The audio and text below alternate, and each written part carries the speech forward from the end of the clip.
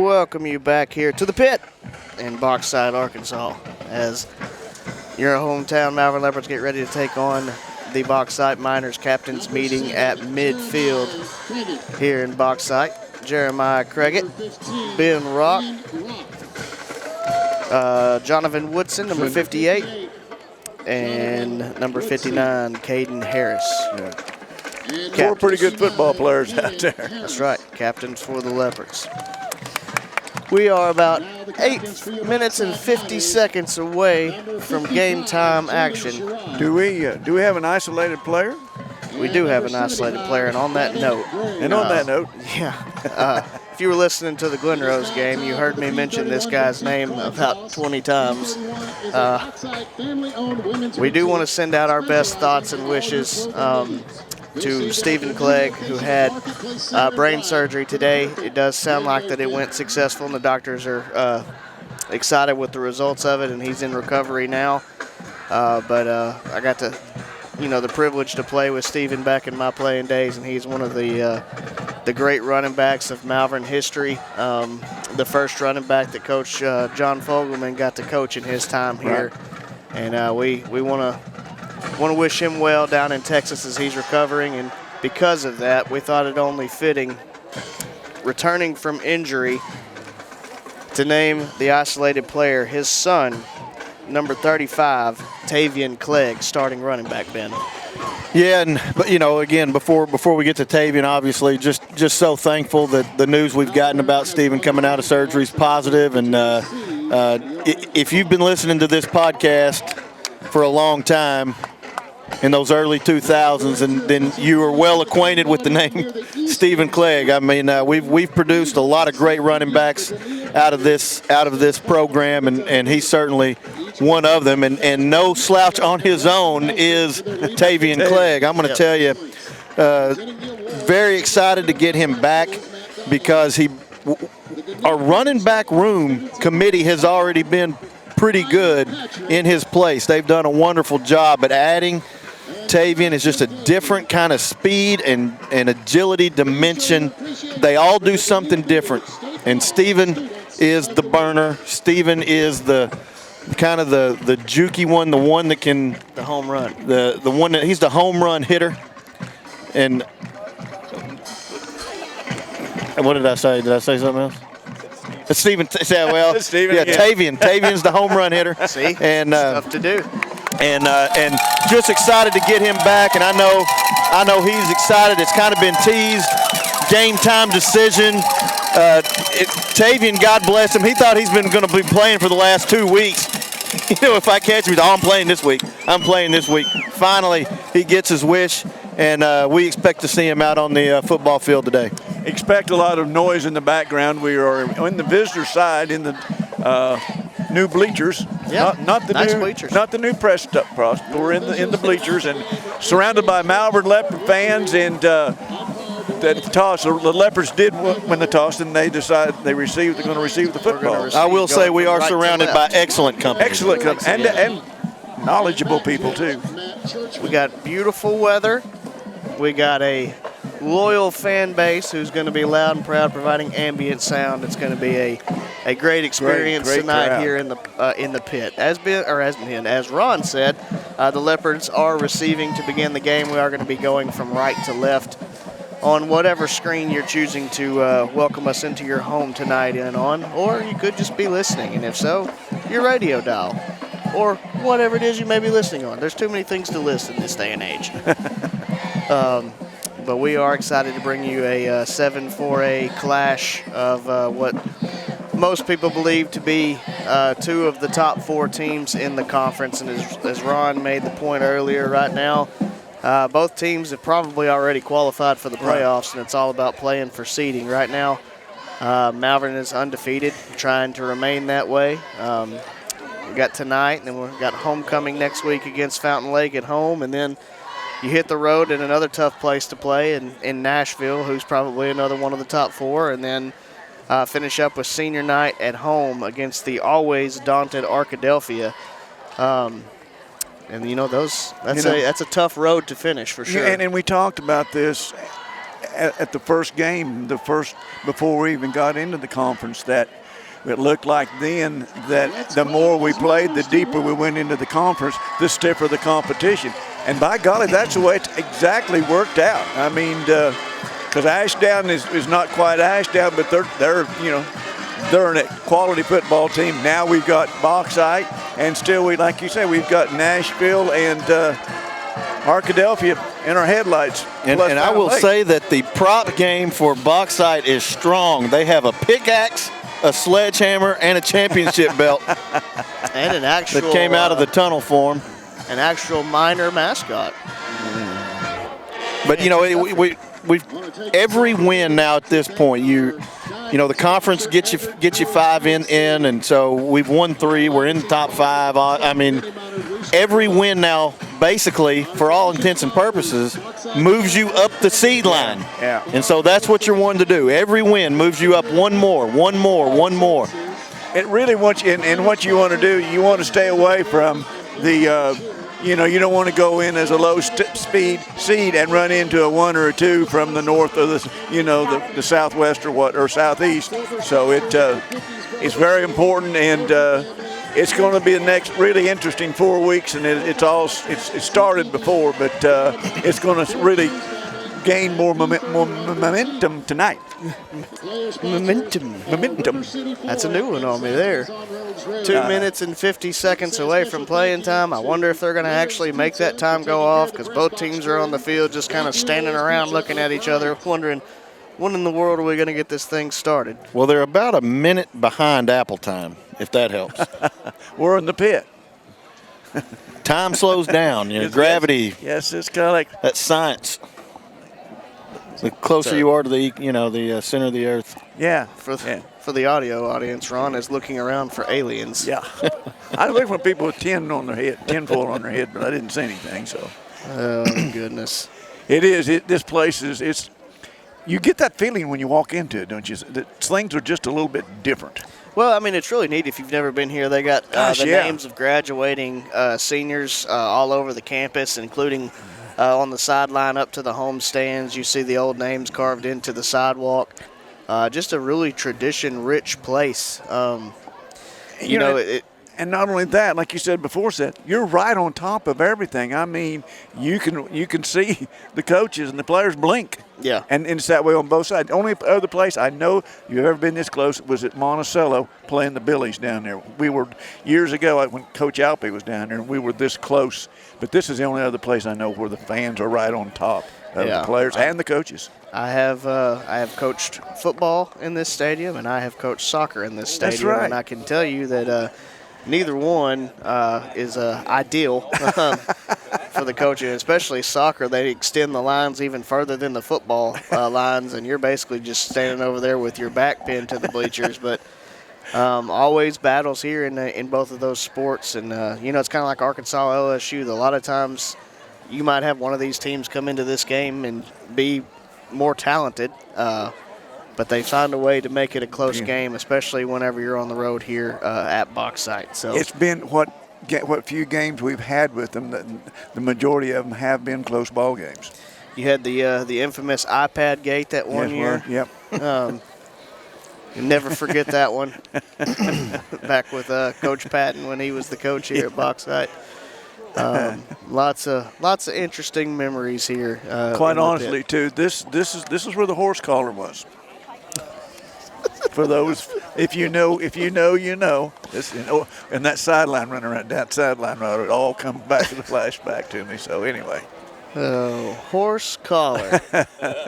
Goodness gracious. All right, we're about 10 seconds away now. Hopefully we'll be taking the field soon. I know you're probably tired of listening to us just talk. Ramble on and on and on. I've never really seen it ever be that where everybody's ready to play for 2 minutes and we just sat around. And it's very official here in the pit, Ben. It may be a head game now. Who's going to go out on the field first? There's a snow cone truck over there too, Ben. No no-bake cookies, but you can get you a snow cone. Okay, we've waited. We've waited all this time, and now the referee's calling them out. And it looks to listen, me, I'm telling who's going to blink first? Who's going to blink first? Looks to me like they're playing rock paper scissors. Yeah. Yeah. There you go. Here we go. Game on. Tavien Clegg and Do we know Jacobs back deep to receive for the Leopards. the junior high last night consistently onside kick? Do we know anything about this bunch? Are they going to kick it deeper onside, or do we know? Okay, they did onside. They said against Mountain Lake, so Be interesting to see. we got some hands people up on the front line too. Let's see. You got. Trying to see the number here. 81. Chad Profit. Chad's a senior kicker, On to kick away for the Miners. and Go. What time has it been? it's Showtime. Onside kick, going to bounce, high bounce, going to be fielded, I believe, by Kalen Cooper, and he's going to get down on the ground around the 36-yard line. Excellent starting position for the Leopards, and we'll see what the Coach Fogelman and Coach Wolford have drawn up for these guys tonight. Yeah, and Kalen just got down in time because that guy was coming in like a heat-seeking missile, completely parallel to the field of play. He was coming in hot, and glad to see number 35, Tavien Clegg, out with the starting group. Going to come out twins left, split right, up back off the right side. Clegg is going to be to the left of Allen. Here's the snap give going to Clegg. He's going to power forward up over the 40-yard line to around the 41. Pickup of about 4 or 5. 4.5, 5 yards. Good start. I think if pattern holds, we'll try them between the tackles, and hit them deep. Boy, that sounds like a winner to me. There you go. Jabari Jacobs comes into the ball game. Now they got Clegg in the slot. Trips to the left, split right. Jacobs is going to be to the left of Allen. Second, they're calling it 7. Fakes the give. Allen looking to run now. Gets away from the first man, steps out of bounds as he crosses the 45 around the 46-yard line. Going to be about a yard or so short of the first down. Interesting play there. It almost looked like it snapped and nobody really reacted. Yeah, I don't know if that was confusion or what exactly, but positive play puts the Leopards in 3rd and short. We were watching too. We're watching what the Elijah Perry does, and he's moving around, and he may be shadowing our. Yeah, he's on the same side with Cooper. Twins right, split left. Allen takes the snap. Give up the middle to Clegg. He now bounces it to the outside, finds some room, crosses the 50, 45, 40. Big run. Going to be brought down around the 34-yard line. Well, that's the dimension that we were looking for with getting Clegg back. Janelle and Jabari Jacobs, and hitting both, are very physical runners. Chunk plays is Tavien Clegg's specialty, and there's a chunk play right there. Yeah, and it's classic the way the kid runs. He sets his blocks up, waits for his blocks to, and then he explodes behind him. Send Clegg in motion. Fake the give to him. Allen rolling left, looking to throw. Now looks like he's just going to take off. Splits a couple defenders and runs out of bounds around the 20-yard line. Going to be enough for a Leopard first down. We talked a lot last week, and I guess we'll go ahead and start here today. The maturity and the development of Bishop Allen as a decision maker is just the ground that he's made is really, really impressive. And just taking care of the football is a big part of scoring a bunch of points. Give is going to go to Janelle. He gets up the middle, dragging defenders as he goes, up over the 15, down to around the 12-yard line. Powerful run there by Devin Janelle. He's carrying that number 5 again, like I've said it every weekend, but he really does a good job. Well, these running backs really do a good job of complementing each other because they're different.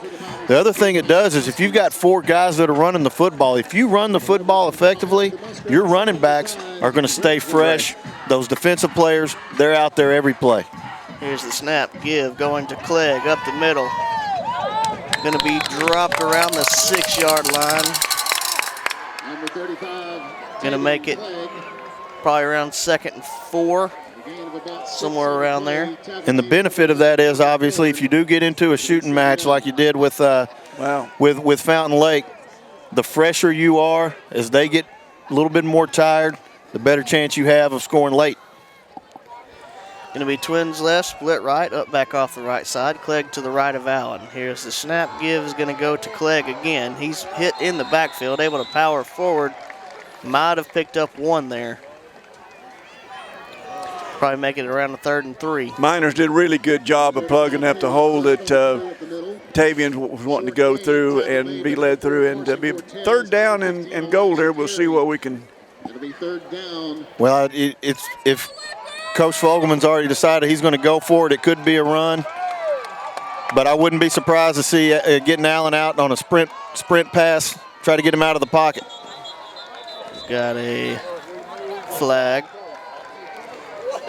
Uh-oh. Be a false start. Well, 3rd and 10 is 3rd and goal from the 10 is a lot different than 3rd and goal from the 5. Well, it's not 3rd and goal. We can get a first down? We can get a first down. That's the 2. You know, and another thing this does, make it 3rd and 8. It does spread the field out a little bit more for you if you want to throw the ball, because they've got a little bit more room to work. Maybe a rollout. Got twins to each side. Jacob's going to be the back to the right of Allen, bringing Cooper in motion. Now Allen takes the snap, looking to throw. Looks like he's going to let it go, and it is caught for the touchdown. There's the material you're talking about, Ben. Drop. Oh, wow. Wait. Yep. Is incomplete. Wow. Looked like he had it. I thought he had it in the bread basket and went down with it. We don't have a great angle, so it's no, but it was, Allen made a great decision, and his ability to run the football and his willingness to run the football is what drew that safety and allowed that wide receiver to get open in the end zone right there. Martinez on to attempt the field goal. Good snap, good hold. Kick is away. It's low. I think we kind of duck-took that one. But it's duck-hooked right through the goalpost. So with 8:27 left here in the first quarter, Leopards draw first blood, leading in this one 3-0. We will be back after a word from our sponsors.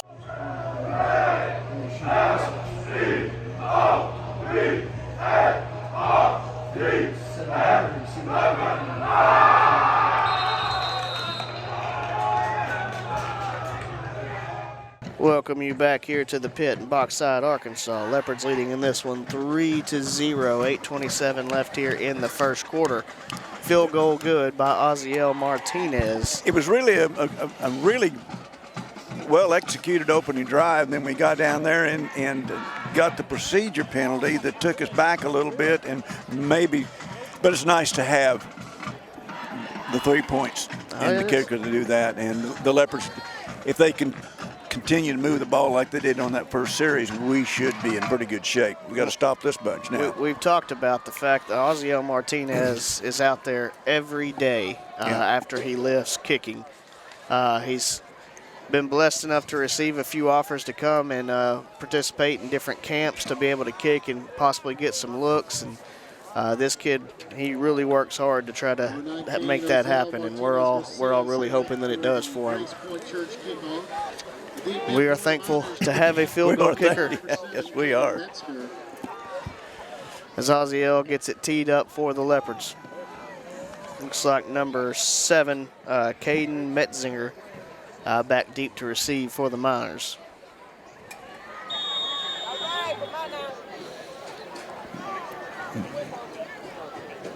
Martinez ready. And here's the kick.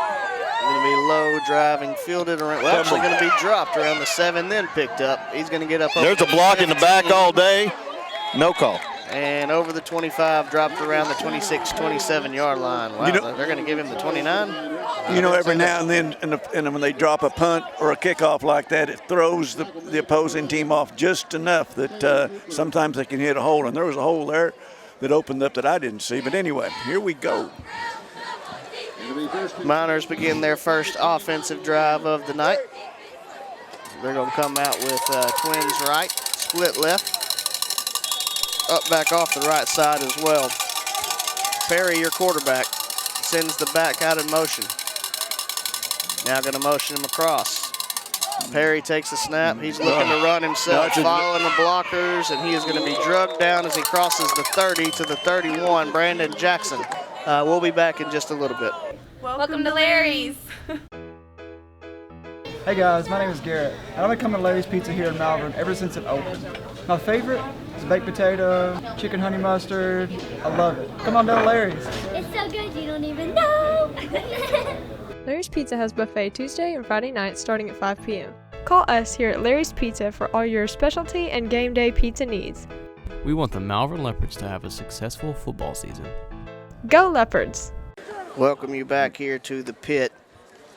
Elijah Perry is just wheeled off the field in an air cast. Nice showing of sportsmanship as both teams gathered around him, and Coach Fogelman doing his best to comfort Coach Perry, as not only is he losing a player for the year, but it's also his son right. that's hurting, and definitely thoughts and prayers are with the Perry family as Elijah recovers. And if there is any silver lining, we're thankful that he's young, and hopefully will come back even stronger next year and still gets to have a great high school career. So thoughts and prayers are with Bauxite as we get ready to restart the game.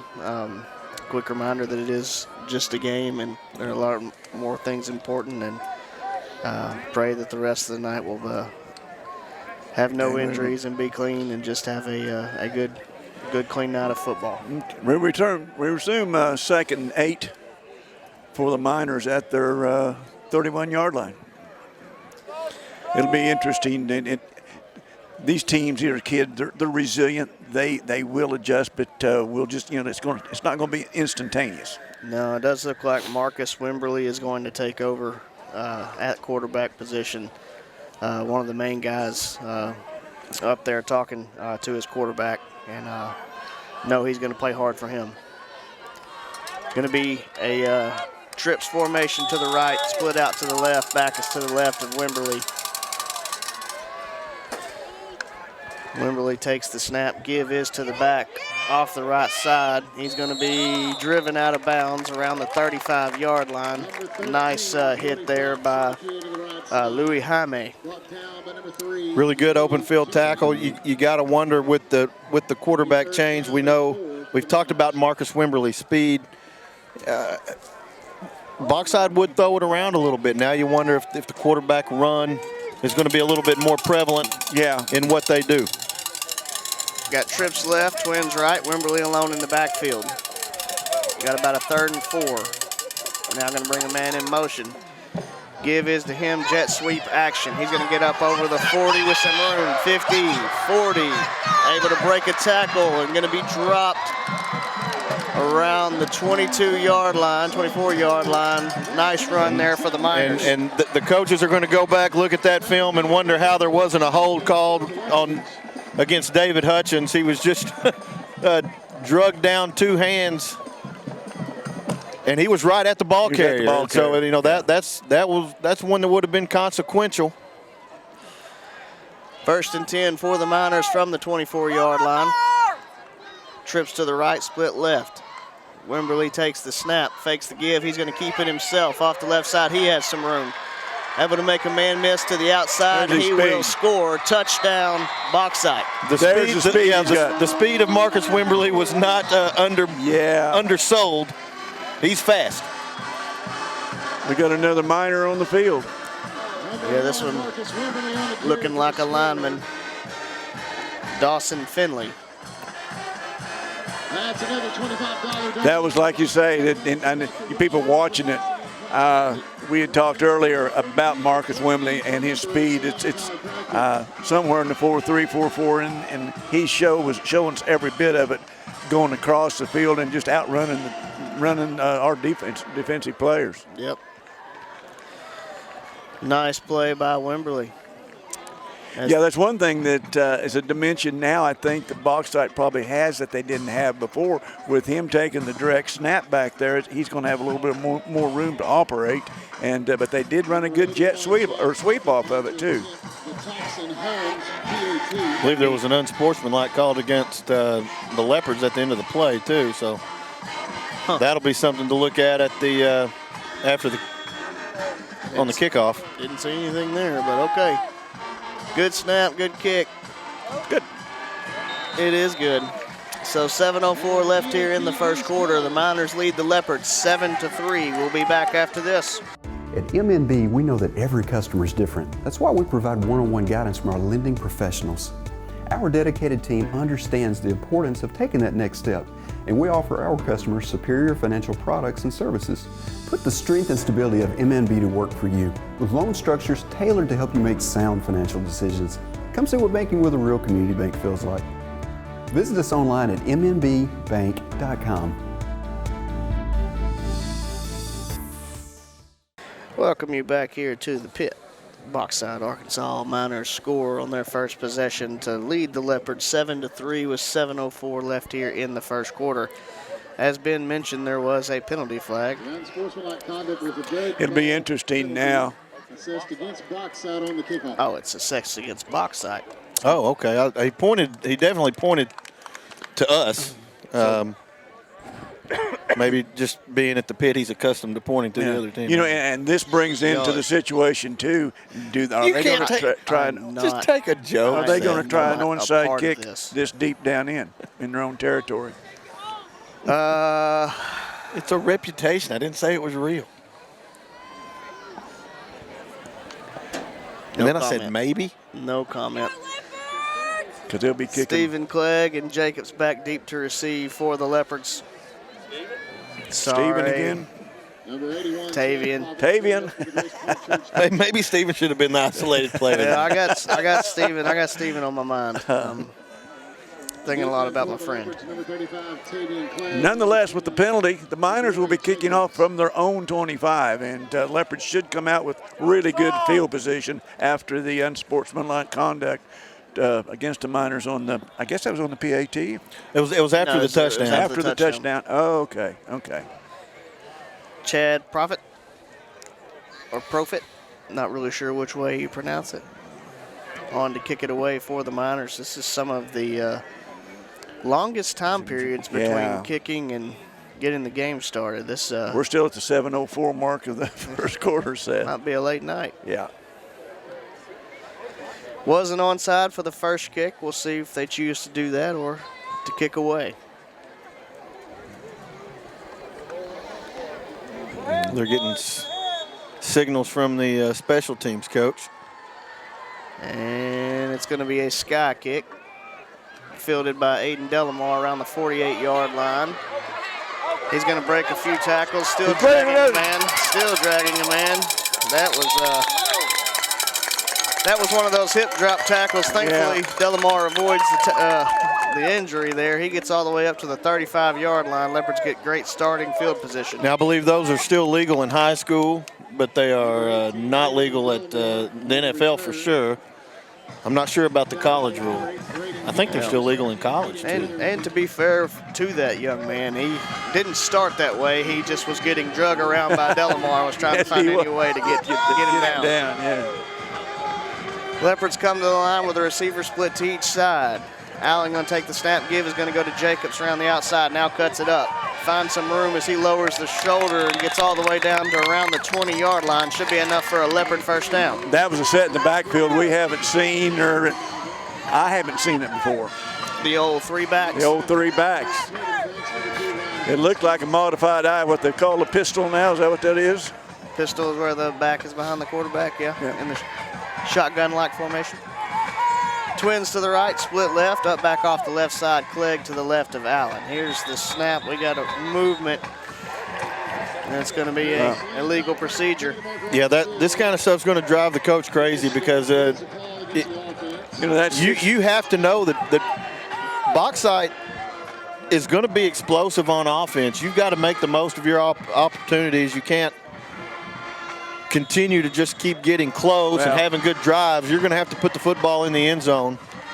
Yeah, and penalties will set you back. And really, motion and like that are really a lot of lack of concentration. Penalty will make it 1st and 15 from the 26-yard line. Twins right. Going to give to Clegg up the middle. Clegg finds some room as he gets back up over the 20-yard line to around the 18. Picked up a nice chunk of that, didn't it, Ben? Yeah, it looks like, man, the angle is really not good. I can't see. It looks 2nd and 7, second, 3rd and 6. Should be 2nd down, not 3rd. It's 2nd, yeah. Looks more like a 2nd. That is more than 2 yards past the original line of scrimmage, I can tell you.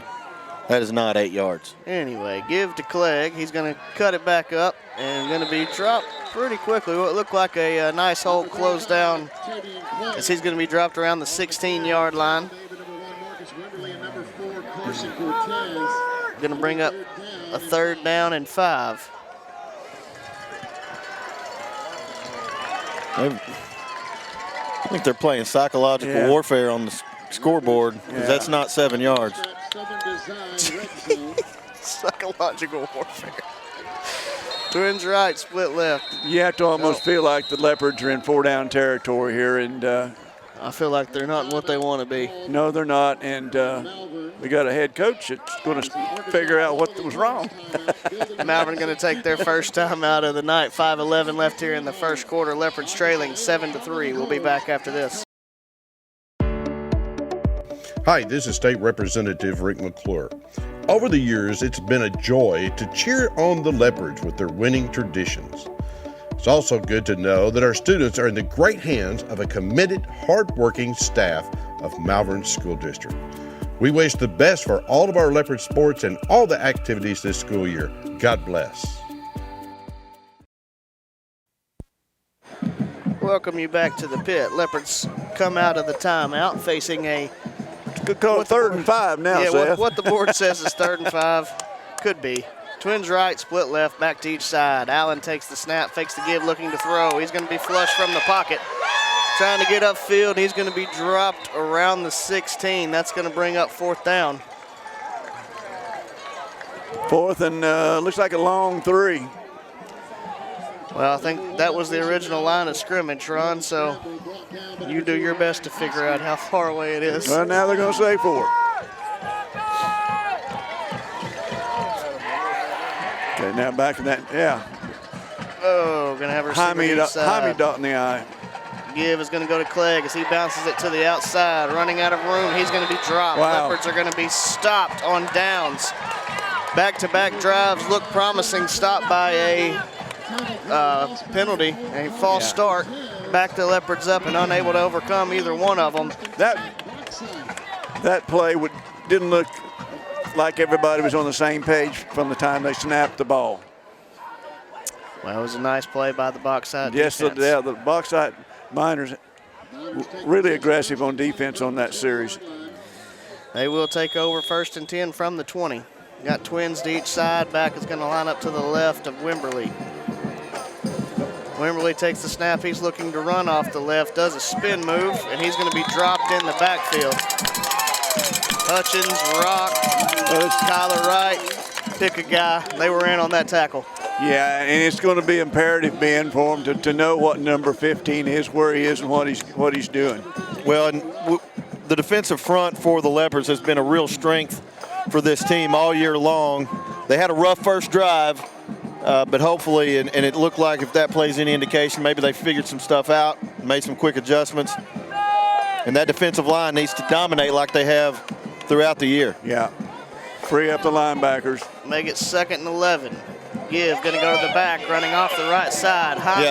There they got a hold. Yeah, going to drop him in the backfield, most likely a hold. Yeah, I believe it was number 16. Somebody had a hold of Hutch's jersey again, and this time isolated out on an island.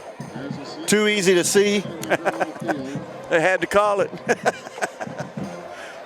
How we going to get by that? And it was on our sideline, so you had about 40 referees all saying, "Hey, that's a hold."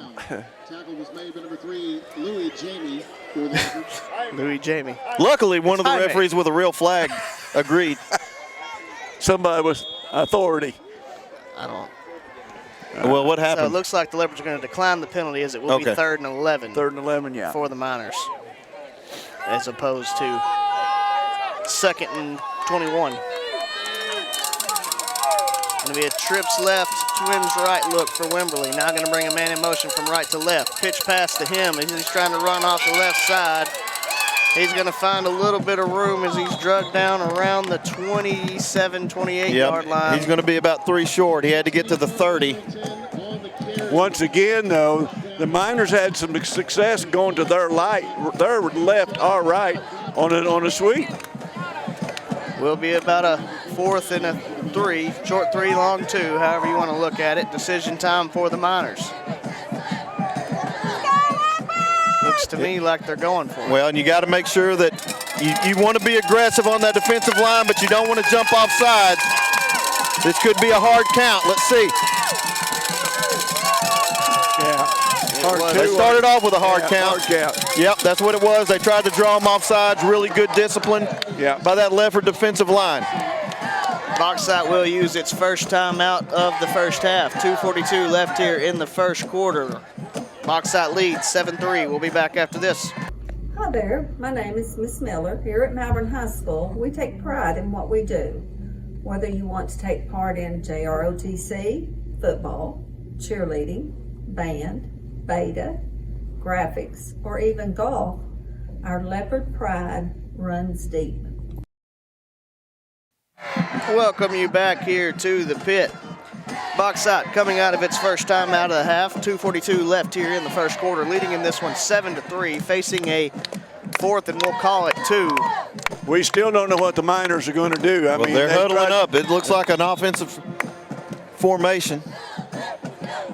This could be one of those sprint to the play or sprint to the line. Yep, here we go. Sprint to the line real quick.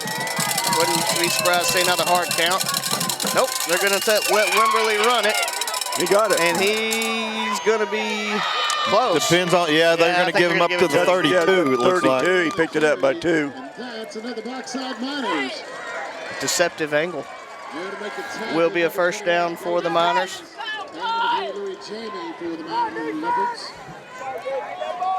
So 1st and 10 for the Miners from the 32-yard line. The Miners' offensive line got a really good push into our defensive line, on our defensive front on that, and Wembley got it. Let's go! They come to the line. Trips right, split left. Wimberley takes the snap, looks to give, nobody there. Now he's just kind of flushed and doesn't know what to do. Another holdout here. He's going to throw it away. Confusion amasses there for the Bauxite offense. Going to be a holding. It's on the same guy that was the last time, right out here in front of our bench. This one I would not be surprised for the Leopards to accept. Yeah. What? Oh, he declined it. Wow. That'll make it 2nd and 10. Okay. Holding was the call against the offense. That penalty is declined. So it'll be 2nd and 10 from the Miners. Showing a lot Now, of. weren't they on the 32? Yeah. Now they're on the 31? I'm confused. Okay, now they corrected it. I've never seen anybody lose a yard on an incomplete pass, but here we are. So now 2nd and 10 from the 32. Trips right, split left. Up back off the left side as well. Wimberley alone in the backfield. We have... I think we might have had a little movement along the offensive line, perhaps.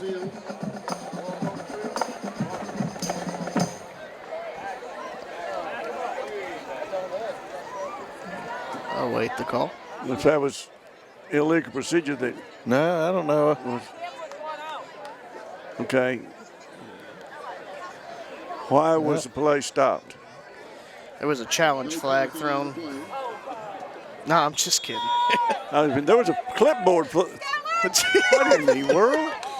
Anyway, there we go. 2nd and 10. Trips right, Twins left. Along the backfield's Wimberley. He takes the snap. He's going to look to run. He is going to be drugged down right at the line of scrimmage, maybe even a loss of one by the Leopard defense. Tackle made for number 15, Ben. Ron's still confused. No. I mean, they up at the line of scrimmage, everybody line, they blow a whistle, no flag, no nothing, and they go. Help me. I will help you by saying it's 3rd and 10. Move on. Oh, somebody's pants were too short. Oh, short pants. The old short pants trick. Okay, thanks, Mark. Mark Roberts help us out there. They didn't have those in your day, did they, Ron? Nope. Here we go. Wimberley alone in the backfield. 3rd and 10. Again, looking like he's confused, trying to keep his head down the field and throw it. Going to go incomplete. He almost looked like he wanted to hand it to nobody in the backfield because he was alone from the start. And if you want to see some deceptive athleticism, watch Brandon Jackson. Yes. He's chasing after a guy that's running in the 4.4s, 40 range, and he's step for step with him all the way. So that was impressive speed by the big man. Will be Hutch and Jaime back deep to receive for the Leopards. Punt going to be Wimberley.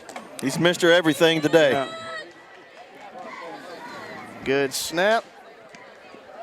Kick is away. Kind of looks like a wounded duck. Going to be fair caught by Hutchins around the 38-yard line, and the Leopards will take over 1st and 10 from there. Kind of think maybe things have kind of settled back in, Ben, and we ran out of downs on that last possession down there due to another untimely penalty set. That's right, another untimely penalty. Is there such thing as a timely penalty? That's what I was about to ask. There's not many of those timely penalties. There 1,000% is, but it goes against the other team after a big play for that team. That's a very timely penalty if you are on the positive side of it. 1st and 10. Here's the snap give is going to go to Jacobs, running off the left side. Now cuts it up. Lowers his shoulder up to around the 44-yard line. Pickup of about 5 on 1st down. Number 20, Jabari Jacobs on the carry, picks up 5. We have had success on our 1st down. We get good positive yardage. We just need to keep something going. Yeah, there have not been a lot of negative plays unless the yellow laundries come out. That's been the big negator for Here's the give to Clegg up the middle. He's got some room as he crosses the 50. Nice play by Wimberley. Looked like Clegg is going to have a lot of room, and Wimberley shut it down. But will be enough for the 1st down for the Leopards. On the carry up the middle, picks up the first 34 seconds left here in the 1st quarter. Bauxite leading in this one 7-3. Twins right, split left. Allen takes the snap, looking to throw. Throws out to Clegg, complete. He's going to be pushed out of bounds after a short gain. May have picked up 2 or 3. I really like this formation of having both Clegg and Jacobs in the backfield together, because it normally, if you're running if you're in the shotgun and you've got a guy to the quarterback's left, normally the run is to the right, and and the opposite's true. If the guy's on the right, normally the run's to the left. But when you got an explosive back on either side of the quarterback, both sides of the line are in play. Pistol formation, give going to go to Clegg, running off the right side. He's going to be ran down from behind. May lose a yard there, make it around 3rd and 9. I believe that was Ryan Hoskins that caught him from behind and sets up a long 3rd down play for the Leopards. We're going to go to break as the 1st quarter has expired. Leopards trailing in this one 7-3. We'll face a 3rd and 8 when we come back after this. I'm Greg Hughes. I graduated from Malvern in 1991. And I'm Morgan Huggins, and I graduated from Malvern in 2012. And I currently teach at MES.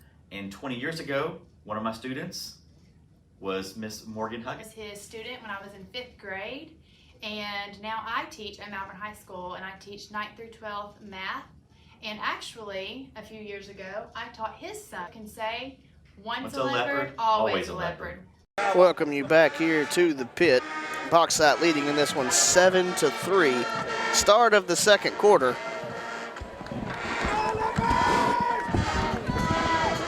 As they did not have to move the ball very far over on that one, from 148 to the other.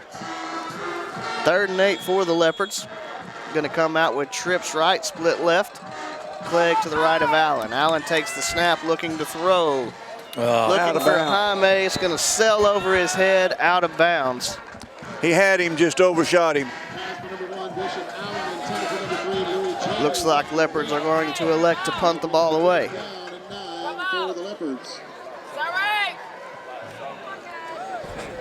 The Bauxite defense has come out with a pretty good game plan to start the game. Number 19, SEO Martinez. Number 12, Austin Haskins back deep to receive for the Miners. Ozio Martinez on to punt the ball away for the Leopards. 4th and 8. We still running guys on.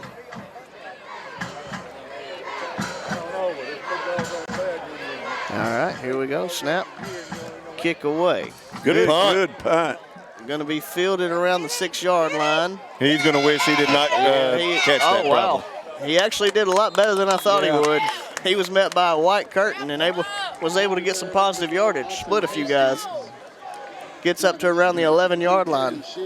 That's one that he's probably they're going to talk on film. Hey, but you're not going to want to catch that at your own 4-yard line. Let that thing go on, try to bound in. And you didn't see the spin? I think it was going to set down beautifully. I was watching it spinning. This is one of those situations where the Leopard defense really needs to bow up, get a quick 3 and out. It's an oblong ball. It can bounce in funny directions. You're right. Flip the field. No telling. You could have checked up like your sandwich. That's right. It's been a while. 1st and 10. Scoreboard says 10. I think it's the 11. Wimberly takes the snap. He's looking to run off the right side. He's being chased and going to be pushed out of bounds, I believe, for a loss. Yeah, the thing about it is, with unfortunate loss of their Elijah Perry, it really makes the Bauxite Miners one-dimensional. They do have the sweep with the back coming across, but it's really going to be on, Marcus Wembley, what he can or can't do, and what we can and can't stop. Well, I think. Okay. Anyway, Perry takes a snap, rolling to his left, able to avoid the first man throw. Intercepted. Louis Jaime. Touchdown, Malvern. Jeremiah Jimerson was in the backfield. Wimberly able to sidestep him, but goes for the throw. Ball hawk for the past few weeks. Jaime steps in front. Well, I'm going to tell you, if you're struggling to get points on the board offensively, sometimes a pick six, a defensive score, can mean all the difference. Yeah, and that was another one of those passes that we saw down here on this other end when Marcus Wimberly tried the same thing. It's kind of a shove more than a pass, and I don't think you can give enough credit to that defensive line either. They are getting a lot of pressure. Yeah. They are in the backfield. That was Jimerson. Jimerson was back there. Jaime on to hold after the pick six he just received. Ozio Martinez on to kick the ball. We have a stoppage. Okay, officials were not in place, I don't believe. Yeah. Special timeout. No. No, what? They're going to. What? A what? Apparently you cannot score a touchdown without getting an unsportsmanlike conduct. That was a late call. I guess it took, whatever. I don't know. All right, good hold, good kick. And it is good. 11:05 left there in the second quarter. Leopards take the lead 10-7. We'll be back after this. No matter your season of life, no matter your banking needs, you'll find the financial products, digital tools, and friendly service that make you feel right at home with Farmers Bank. There's a place I'm welcome in. There's a place I know I'm called a friend. There's a place that I'm never alone. There's a place called home. A place called home. Come home to Farmers Bank. Welcome you back here to the pit. Pick six by Louis Jaime gives the Leopards the lead. 10-7, 11:05 left here in the second quarter. Boy, this is the nice time to have a kicker with a leg. Yeah. Two touchdowns, 2 unsportsmanlike calls, 2 long kicks. And how about Louis Jaime coming off last week with 2 interceptions and adding a pick 6 this week. He baited him quickly becoming one of the premier secondary defensive backs in maybe all of 4A football. 4A. Did a nice job of slow playing it until Wimberley let it go and then just cut right in front. That was a full team interception, great pressure, great coverage. And then, of course, Jaime, great break on the ball. Yeah. And made a good move at the goal line, about the 1 yard line to get in. So you can't give an interception to everybody, but that was a team pick. After the penalty, the kickoff will be from the 25-yard line. Otherwise, it looked like we had 11 interceptions. Osiel Martinez kicks the ball away. Man, wow, what a leg. Pretty good kick. Oh, it's going to bounce that's off trouble. the outside gun. He's going to be able to recover it right around the 34-yard line. Boy, that was a very, very, very advantageous bounce for Caden Metzer. Yeah, that 7 threw it forward about 15 yards, didn't it? Bounced right off the shoulder pads and able to get it right before the Leopard coverage team was able to get down there and jump on it. So we'll be 1st and 10 for the Miners from the 35-yard line. That play ran no time off the clock, guys. That's how fast they're moving. That's how fast they're moving. I guess so.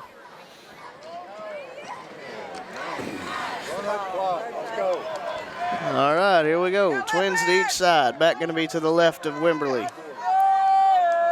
Wimberley takes the snap. Give is to the back. He's going to be hitting the backfield, but powers forward, maybe picks up a yard, maybe just back to the line of scrimmage. That was number 28, Jaden Banks. Boy, and I tell you what, our number 15, Ben Rock, was right there, plugged the hole and hit it. We'll call it a gain of 1, make it 2nd and 9. Nice for the Leopards to have the lead again, guys. Leopards going to have a man come off the field for, looks like some blood on the pants.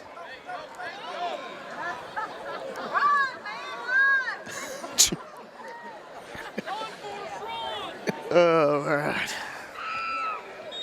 We're men of the people tonight. Yes, we are. So 2nd and 9 for the Miners. Ball on the 36-yard line, 10:30 and counting left here in the second quarter. You know, the Miners seem to be another one of those teams that they're going to let that clock work for them as much as possible. Look like they got a little confusion. And he's not used to looking at the play clock. They didn't get it off. Cost them 5. They might have got the timeout. Oh, did they? Okay. Second timeout of the half for the Miners. 10:19 left the second quarter. We'll be back after this. LifePoint Church is a church where people from all types of backgrounds and generations come together to love God, inspire others, foster faith, and enjoy life. Join us on Sunday mornings at 10:30 for worship and encouraging messages. On Wednesday nights from 6 to 7:30, we have different programs for kids of all ages, 3 through 12th grade. LifePoint Church is located at 25741 Highway 67 in Malvern next to Arbor Oaks. For more information, go to our website, lifepointmalvern.org, or on social media at LifePointMalvern. Welcome you back to the pit. 2nd and 9 for the Miners. Come out with trips left, Twins right. Wimberley alone in the backfield. Now going to send a man in motion from right to left. Give is going to go to him. Jet sweep action. Hutch forces him back in, able to break the first tackle. Do have a flag fly as he gets up to around the 41, 42-yard line, but that is in the area of holding.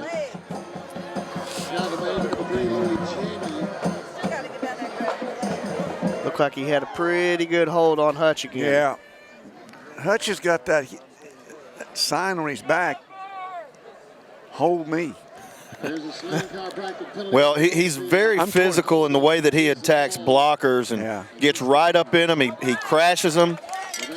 And, you know, most of the time the offensive player puts the defensive player on skates, but Hutch goes and he attacks the blocker, and he'll put that guy on, the offensive player on skates. And sometimes they'll just hold to try to twist to get away from to get away from Hutch to shed him, but you can't do that.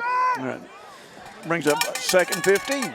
And he's longer than that. He's drawn 2 holding penalties and probably should have got another one on that long play on the first drive. It's going to be about a 2nd and 20. Twins right, split left, back to the left. Fakes the give. Wimberly going to take off. He's got some room. He gets out to the left sideline. Jaime giving chase. He's going to push him out of bounds. Yeah, that's one thing that we really got to be aware of is his speed. And we saw the little bit of a hole open, and he turned the jets on. Enough for the Miner, first down. Gain all the way down to around the 37-yard line. Jaime does a nice job of taking on the stiff arm from Wimberly and getting him out of bounds. You know, just thinking Wimberly he's kind of one of those kids, they're going to keep giving him the ball, and he's going to get loose on you. You better, you know, he's kind of like we were with Dupree last year. Wimberly takes the snap, give to the back, cuts up the field in the middle. Don't have a name for number 13. There is not. I was looking a while ago, and we do not have a 13 listed. He's going to gain 1. Well, when you get a backup quarterback, and sometimes when they're very different, it can be difficult for you defensively because they may have a totally different set of plays that they feel comfortable with this guy. You've been practicing plays against quarterback A, and now quarterback B comes in, and they use different plays or different sets, and you're starting from scratch. 2nd and 9.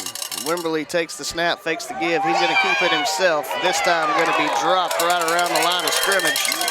Met immediately by Jeremiah Jimerson. Yeah, really, really good form tackle by Jimerson.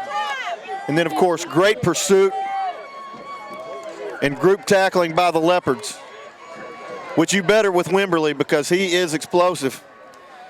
You better get as many bodies on him as possible. That'll make it 3rd and 9 for the Miners. Going to come out, trips to the right, split left. Back going to be to the left of Wimberly. Now going to send him in motion to the right. He's moving forward. He was moving forward. That's Canadian football. Wimberly's got his man no out flag. there. Yeah, he had about a 2-yard head start that you're not supposed to be able to get.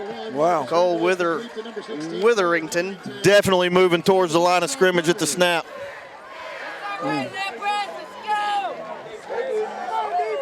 Will be enough for the Miner first down. Wimberly showed a little bit better arm with that left hand on that one than what we'd seen previously. Sure. I'm going to go more with the guy was wide open. But we'll be complimentary. Oh, yeah, but I mean, you had to get the ball to him. He did, not with a whole lot of zip. Twins right, split left. Wimberly give up the middle. Jimerson again on the tackle. Number 13, Tony Fox on the carry up the middle. Tommy Fox. Gain of 2 on the play. We'll give him 2, make it 2nd and 8. Tristan Richardson and number 44, Brandon Jackson. 7:18 left here in the second quarter. Leopards leading 10-7. And once again, the Miners are letting the clock get down inside that 4 or 5 second mark before they're even. Twins left, split right. Wimberly takes the snap, give to Fox again, trying to get to the outside. Ollison's all over him. Good pursuit. To get him for a loss. Loss of about 2 or 3 there, I believe. Yeah, Hutchinson kind of took one on the chin that time. Well, that's how you don't hold, though. You just shoulder block somebody. Loss on the play, it'll be 3rd down. Overall, really good play for the Leopards. Put them up in 3rd and long. Clearly 4-down territory for Bauxite. So. Yeah, 3rd and 9 again. They do not have to throw it right here. In fact, I would be a little surprised if Wimberly didn't end up carrying the football. Wimberly takes the snap, gonna roll to his right, keeping his eyes downfield. Airs one out towards the end zone. It is complete, but I believe he is out of bounds. Out of bounds. Pretty impressive throw right there by Wimberly, and almost was able to get him to tightrope that sideline. Just let him a little too far. And honestly, I felt like he might have been able to pick up the first down if he just hits the corner and goes. Well, that too, he had an underneath route too, breaking that was open. I thought he was initially going to throw that one for the first down, but elected to go for the shot. I thought he was going to take off. Big play for the Leopard defense, chance to get off the field. He had eyes down the field, so that was where my eyes were too. Put it where only his guy could get it. Thankfully out of bounds though. Will be 4th and 9. He can go right. Wimberly gonna roll to his left. Now gonna try to throw back, screen set up. Jimerson giving chase, and he's gonna get him. Jimerson along with, I believe that was Jaime. Gabe Jaime that time. Nice play set up though. I try to get everybody going left, throw back left, or right on the screen. Jimerson was not fooled, and Jaime stayed home. Thankfully they were enough. Leopard's going to take back over. Leading this one 10-7 with the right at the 6-minute mark. Yep. In the second quarter. Ron and I were talking on the way up here. We were thinking this could be a big offensive performance, and to be fair, both teams have moved the ball really well. It's just both defensive have managed to come up with big stops, or the teams have managed to shoot themselves in the foot trying to go in. But there's going to be a lot more yards than you would think looking at the score at halftime, I would imagine. Twins right, split left. Allen takes the snap, rolling to his right. He's here. Got his man. Missed him. Gonna go over the head of Jaime. I know y'all see that, but they left him whenever he he did. They the pass. Closed up. Yeah. I know it looked good afterwards. I know. Yeah. When the safety rolled up to make the tackle. Yeah. Jaime did a nice job of settling that soft zone. Allen just couldn't get his feet set, get the throw down to him. Will be 2nd and 10 for the Leopards. Trips right, split left. Give is going to go to, it's going to be a fake to Clegg, and Allen takes it, splits the defenders up over the 40, 45, puts down around the 50. So good, he even fooled me. I thought Clegg had it. Well, and how about this? Bishop Allen beat Wimberly to the edge right there. He was the one chasing, and Allen showing off the athleticism. Beat one of the fastest kids in 4A to get to the corner, and then he turned it. Nice pickup, big play, big chunk play for the Leopards. Twins left, split right. Here's the snap. Give going to go to KD Shields. There wasn't anything there. Met and belly to back suplexed. Boy, right I tell you what. Scrimmage. Jalen going. Kurt Angle would be proud. I would say going. It was right there. Mr. Perfect. The perfect play. You got to get that fisherman suplex in there. So no gain on first down. We'll make it 2nd and 10. Twins left, split right. Now you wonder if at some point are they going to try this one-on-one matchup with Kalen Cooper on the outside. Jacobs moves over to the left of Allen. Allen takes the snap, give to Jacobs. Up the middle, got some room. Up over the 45, 40, 35. It's a foot race. It's a foot race. Jabari Jacobs will not be caught. Touchdown, Malvern. Well, that's another one of those 4 deep. When you got 4 deep backs.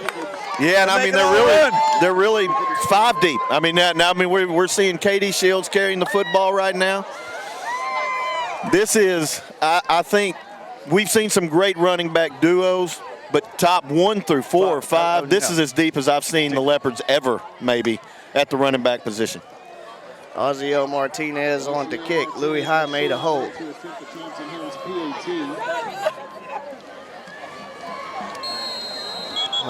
We cannot just kick an extra point after a touchdown. Okay, what have we got now? It just can't happen.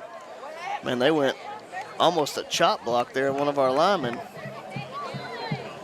But that couldn't have been the call. They stopped it before the ball was even snapped. No, we got another uniform issue, I guess. This referee crew brought to you by Ralph Lauren.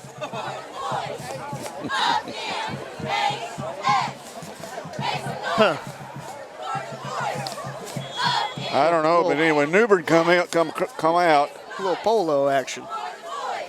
Ozio Martinez, take 2. Good snap, good hold. Kick is away. We got another flag. Oh, wow. Offsides. Offsides. Just let us have the point. You know? Well, that one, I mean, that shouldn't be a dead ball, should it? Yeah, but Penalty marker on the field. Encroachment is a call against the Miners. Okay. And you do not have the option of refusing it either. In the meantime, we just kicked the ball about 70 yards deep into the woods. Yeah. Somebody's got to go track down. Oh, it's a brown ball in the woods.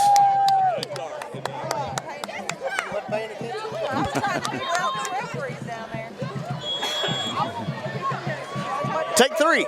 Jaziel Martinez. On to attempt the point after. Of the point after. Of the point after. Good snap, good hold. Kick is away. Third time charm. Good. No flags. Third time charm. 4:59 left here in the second quarter. Leopards leading 17-7. We'll be back after this. I'm a leopard. I'm a leopard. I'm a leopard. I am a leopard. I'm a leopard. I'm a leopard. I'm a leopard. I'm a leopard. I'm a leopard. I am a leopard. 3. I am a leopard. I am a leopard. 3. I'm a leopard. I'm a leopard. 3. I'm a leopard. 3. I am a leopard. I am a leopard. I am a leopard.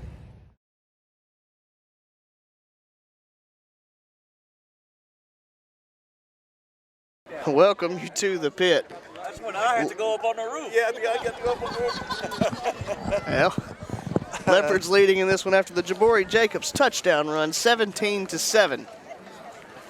And a few extra point tries from Jaziel Martinez. Yeah, we're in the situation now, guys.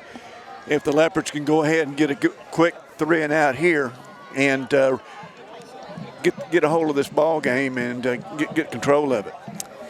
Because I don't feel like we don't have it under control yet. That's just me. No, we do. It is important to remember that the Leopards did receive to begin the game, so right. Bauxite will be receiving to begin the second half. Jaziel Martinez on to kick the ball away for the Leopards. The Grace Point Church kickoff. Deep man for the Miners, number 13, Tony Fox. Looks like number 13, Tony Fox, is going to take over as the deep man for the Miners. Martinez approach. Kick is away. It's going to be fielded by Fox around the 11-yard line. He gets up over the 20, 25, is going to step out of bounds. Somewhere between the 25 and the 30. Looks like they're calling it around the 29. Tackle made by number 18, Aiden Delamar. Aiden Delamar, the man to push him out.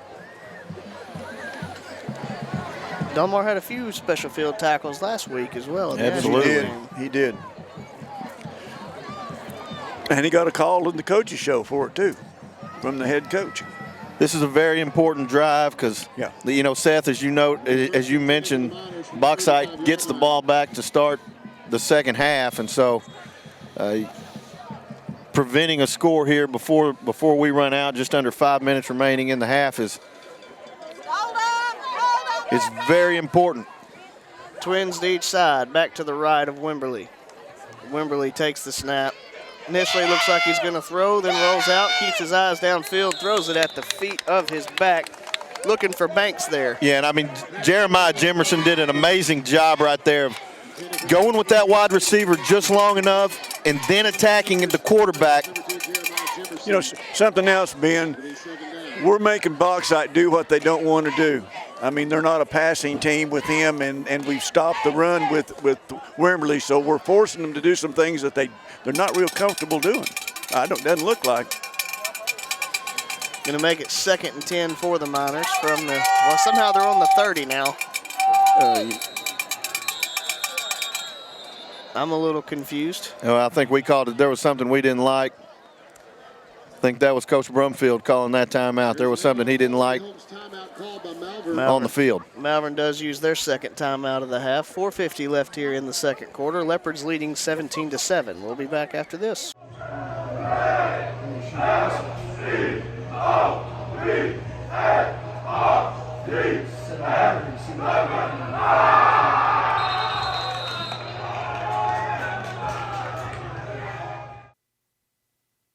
welcome you back to the pit here in Bauxite, Arkansas. 4:50 left here in the first half. Leopards leading in this one 17-7. Second timeout of the half for the Leopards. Just used. Both teams have one left. 2nd and 10 for the Miners as they come out of the timeout. Ball marked at the 35-yard line.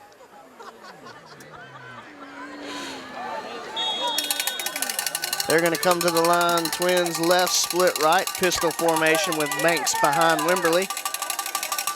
Now he's going to shift to the right of Wimberly. Wimberly looking to run off the right side. Kyler Wright on him immediately. Tyler Wright with help from big old 15. Ben Rock. Ben Rock.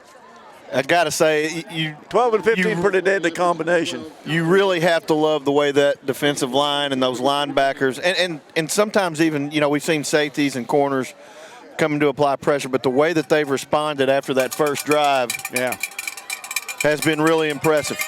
3rd and 10 now for the Miners. Wimberly throws out to his man, complete, trying to get up the sideline. He's going to be dropped around. Depends on they mark him to 47, it looks like. Yeah, he's going to have enough. That's just a first down for the Miners. That's a good play by Bauxite. They gave us a look we haven't seen, running that guy in motion out to the wide receiver position and then throwing a screen to him out there where he already has some blockers. They've been really getting beat up front, and so that's a way to get some blockers to a guy without having to go through the defensive line. Trips left, split right. Actually, Twins right. Alone in the backfield is Wimberly. Wimberly takes the snap, throws out to Fox. It's complete at the 45. Crosses the 50. Up to around the other 47.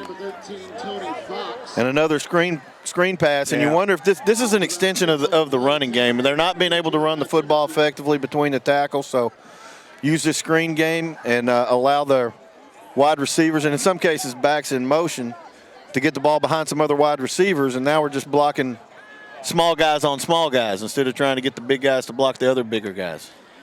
Call it a gain of 5 on first down. Will be 2nd and 5 from the 48-yard line. Trips to the right, split left.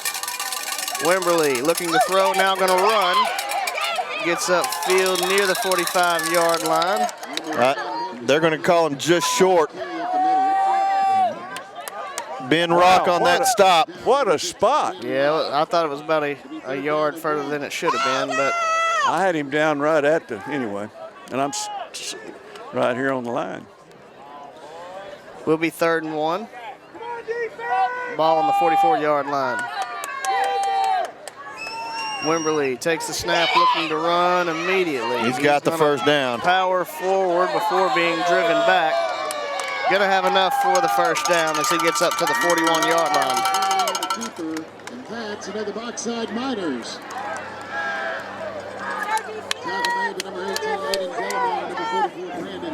And if you're Bauxite, this is going just exactly you want it as scheduled, because it's taking time off the clock. You can kind of control how much time comes off the clock, and if you get points, that's great. Obviously, they need points, but they're doing a pretty good job of limiting the amount of time the Leopards would have if they get another possession. 1st and 10. Wimberly takes the snap, jet sweep. Running off the right side, finds some room. Going to be tripped up as he crosses the 30-yard line. Should have enough for another Bauxite first down. Cole Witherington on the carry. Gets up to the 29-yard line. Will be 1st and 10 for the Miners from there. Wimberly looks, he's shaking an arm or leg or arm or shoulder or something. 2 minutes left here in the first half. Leopards leading 17-7. Trips right, split left, back to the left of Wimberly. Fakes the give, Wimberly looking to run it himself. Brandon Jackson meets him in the backfield. Brandon Jackson looked like Jaws going after a surfer right there. Wimberly's taking up. the beating here. I mean, now, something to think about too, guys, is I know Wimberly plays some both ways, but probably not as much as he is right now after the injury. But how about Brandon Jackson? That is now really the second time that he has been stride for stride with one of the best players, one of the fastest players in the state.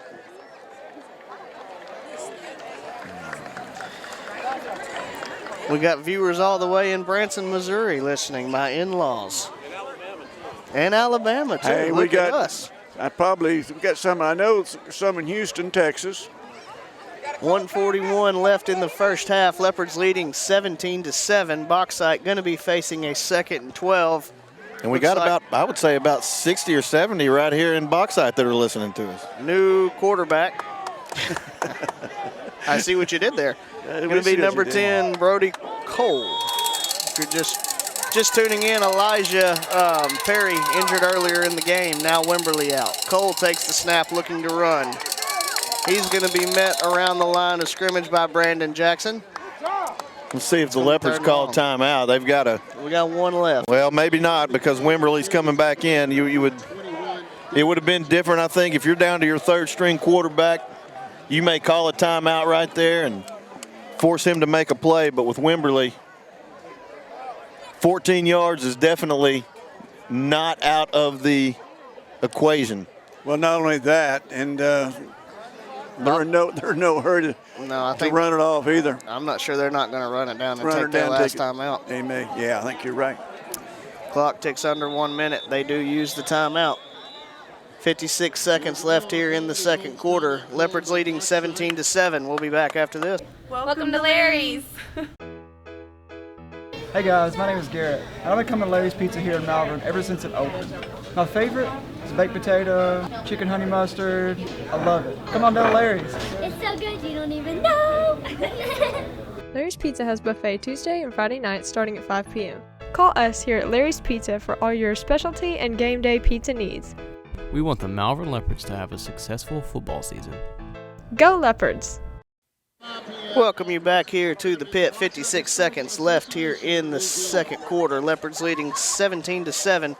Want to give a shout out to our volleyball team, who's had an outstanding year as they get ready to play on Tuesday against Pulaski Academy at 3 o'clock in the regional tournament at Mena. If you are able to make it and attend that game, I'm sure they would love the support. If not, be thinking about them as they could try to continue this really great season Coach Glover and the girls have put together. Also got a message. Former Leopard great, an eye doctor for many years, Tom Justice, listening in Jonesboro. How you doing, Tom? 3rd and 12. I expect him to go deep, yeah. Wimberly. Flush from the pocket, rolling right, keeps his eyes downfield and lets it go. Ours. No, it's going to be wow. He dropped it in there. A lot of Leopards in the area, but he's able to find Witherington for the first down. Or maybe it was Hastings. I think that was Hastings. That was Hastings. Hastings went up, and I thought it looked like it was ours for a minute. Looked like we had plenty of guys there. Makes it 1st and goal for the Miners. Wimberly takes the snap, looking to run himself. He's now going to be flushed out to the outside. Jemerson cuts him down. I believe Jemerson may have been Jaime. Gabriel Jaime. And the clock just keeps ticking. Yep, under 25 seconds. Bauxite, no timeouts left, 20 seconds remaining. Now what? Well, what? Oh, and they get a break by an official timeout. Oh, wow. Well, Ben, all you have to do is mess with your equipment, and they'll let you come out. Well, if it's Wimberly, he's got to come out. They don't have a timeout, so I think they're going to have to replace it. Will be Brody Cole coming on. He's got to sit out a play. 17 seconds left here. 2nd and goal from the 5-yard line. Leopards get a big stop here. Running the ball's pretty dicey. You think they got to put it in the air. And the clock's running. The clock is running. I'm not sure Cole knows that. He takes the snap, looks to throw, got his man out. He fights for the end zone. I think he's in there. He's going to get in. Touchdown Miners. And that went about as perfectly as it could for Bauxite there. Yeah, and that's one thing that we were talking about. We really didn't want to happen. With 3 seconds left here in the first half, they score, and then they're going to get the ball coming out to start the second half. So it's going to be, we're in exactly what we was afraid of. They're in for a battle now. Now Brody Cole, third-string quarterback, comes in and delivers the touchdown pass to Hastings. Profit on for the extra point. Kick is away, and it is good. 3 seconds left here in the half. Bauxite cuts into the Leopard lead, makes it 17-14. We'll be back after this. Identity, the indicating factor of who or what someone is. Every day is a new chance to discover who I am, who I will become, and what will become of my future. The moment you realize that pride plus loyalty equals success, and that it takes hard work to be the best, something magical happens. To be a Malvern Leopard is to be a scientist, an artist, an engineer, an athlete, and a leader. My identity is clear. I am a Malvern Leopard. Welcome you back to the pit. Bauxite scores with just 3 seconds left to cut into the Leopard lead. Score now stands at 17-14. And as we had mentioned, Bauxite does receive the opening kickoff for the second half. After we go to the commercial break, when during the halftime, have a special guest, head of our ROTC program, Colonel Daniel.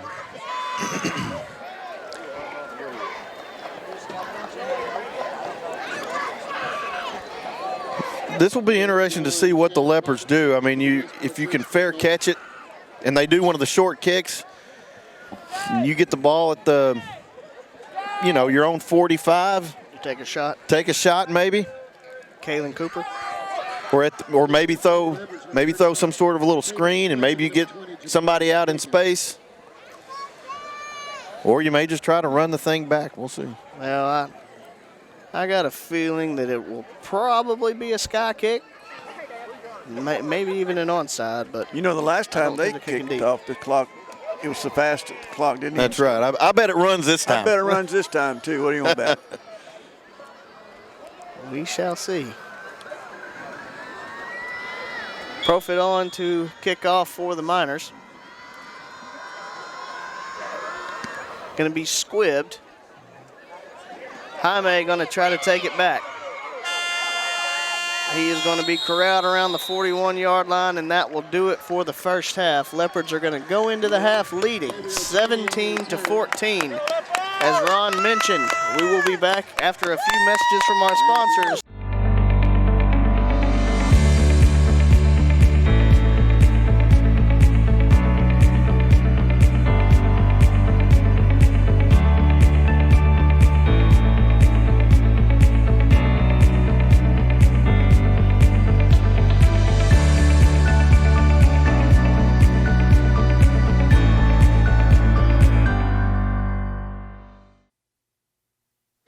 Welcome you back here to the pit as we get ready to conclude halftime. Got 3 minutes on the clock for teams allowed to warm up. They did just make an announcement here and give an update for all those listening.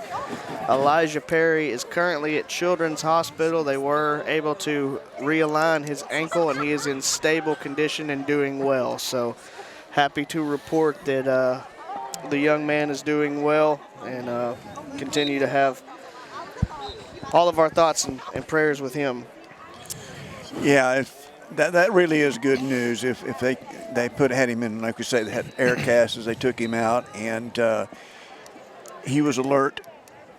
And but anyway, he's young, and get some calcium in him and get that kid healed up, because he's another one of those sophomore quarterbacks that we were talking about, and didn't get to see enough of him.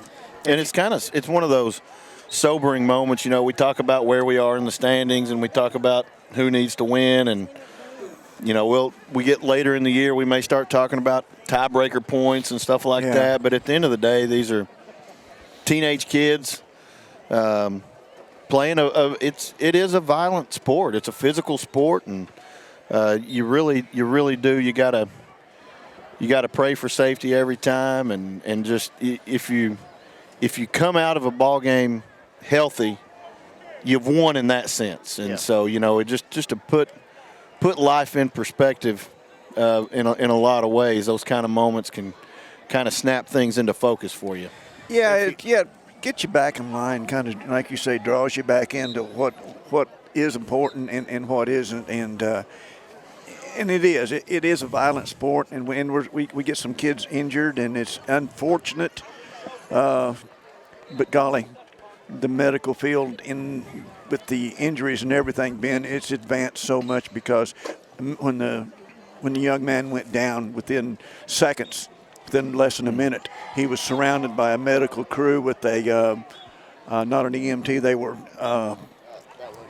medical crew, what they're called, the trainers, the sports trainers, sports trainers, and so it's And the other thing that Bauxite, like Malvern, is it's a pretty close-knit community. And so the support system is going to be pretty vast, no doubt, like it would be for one of ours. I think the thing that really kind of stuck out to me was after the young man had been down on the turf for quite a while, after Elijah Perry had been, all the Bauxite players came over from their sideline and walked out and they were about in the middle, about the 35-yard line, and it wasn't but just a second or two, one or two or three Leopards go out, and then the whole Leopard team goes out, and the Bauxite kid, it's a semicircle by Bauxite, and the other half of the semicircle is Malvern kids, and they're completely surrounded, hoping the best for this young man to get well.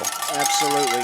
Scoring recap of the first half. Leopards drew first blood with a field goal from Oziel Martinez.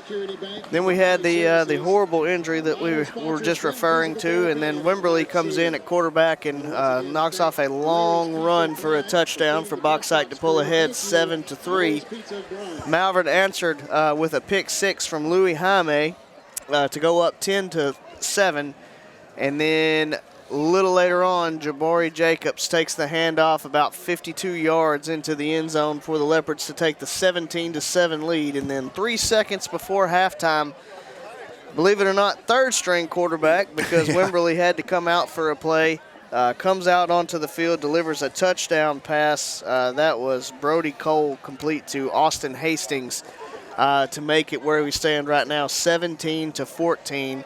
Bauxite getting ready to receive the opening kickoff to start the second half. And it's as good as the Malvern offense moved the ball, we didn't get quite the scoring production we're used to getting from the Malvern offense. And I think one thing we're going to be looking to correct is the fact that we only went into the half with 2 passing yards. Yeah. Another thing, too, that really hurt, and give Bauxite the credit on it too, is getting down inside the 15-yard line twice, and penalties, and then giving the ball up on downs, and they did hold us that first time to a field goal, so that's 3 times right there that the Leopard got down inside the 15 and came away with 3 points. Absolutely. And Allen will get the arm going, no doubt. He's been a threat so far in the first half with his legs, bursting off a few really long runs for the Leopards. Part of that just tremendous rushing attack that the Malvern offense presents. Leopard defense also playing really well, wreaking havoc in the backfield, a lot of plays. Look to continue to build off of that will be Coach Brumfield and his crew in the second half. Yeah, we got to remember this is a bunch of hung, 76 points on Fountain Lake, so they can score. Oziel Martinez on to kick away for the Leopards. High kick going to be fielded around the 15-yard line. Gets up over the 20 and over the 30. Going to be stopped there was Fox on the return. Will be interesting to see if Bauxite continues. See, well, now we've got a flag. I bet this is a sideline warning against the Leopards, if I had to guess. Yeah. I think I don't think it's because we were too close to the sideline. I think that's a warning to not use the language you were using, or don't say I think they just don't want the verbiage that was coming. But what I was about to say with Bauxite is the screen game became a big part of what they were doing at the end of the first half because they were struggling to run the ball. They were using that as their run game. We'll see if that continues here to start the second half. Trips left, split right. Back to the right of Wimberley. Here's the give to Fox off the left side. Trying to bounce it to the outside. Hutch giving chase, unable to wrap him up, but enough Leopards are able to get there. Well, they threw a flag in quick. Yeah, it's either going to be a hold or one of Ron's favorite penalties. Well, he didn't bring him down at that point, so you can't call it a horse collar if you don't make the tackle, I don't think. So we'll see. I think it's going to be a face mask. There's a swing contact and penalty marker on the field. Face mask was the call against the defense. Boy, I tell you. Personal foul face mask. I didn't see that one. I saw more of the hand on the back than I did the front. He could have been on those guys blocking somebody. Could have been. It doesn't have. You don't have to face mask the ball carrier. So it could have been one of those edge blockers. Possibly. Where are they going? 15 yards. Okay, he'd had 20 and had to come back. He went 16, 17, figured out it was not correct.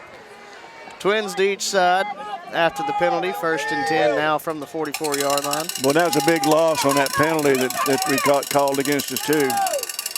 Fox shifts over to the right of Wimberley. Now going to shift out and make it a trips right. Wimberley alone in the backfield. Well, there's a false start. Yeah, that was motion. Jet sweep action, going to be dropped right at the line of scrimmage. I believe Aiden Delamar makes the play. There was definitely a jump by Banks out here. Boy, I tell you, they're kind of looks like Australian football. Or Canadian. No, it's Australian. Let them run, isn't it? We had this.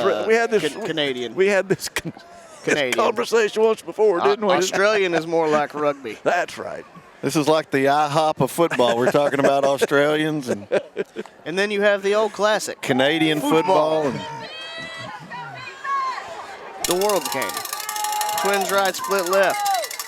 Wimberley takes the snap. Dropping and throw, trying to set up a screen. Complete to Fox. And he's going to get up over the 45. Referee kind of looked like he was reaching for a flag, but never threw it. Well-designed play. It is, but you hate that slow developing. Yeah. I tell you one thing, Marcus Wimberley is showing me a side of him that I didn't know existed. He's not just fast and whatever. He's very athletic. Well, that's good for your future. 1st and 10 from the 44. Just not for tonight. Yeah.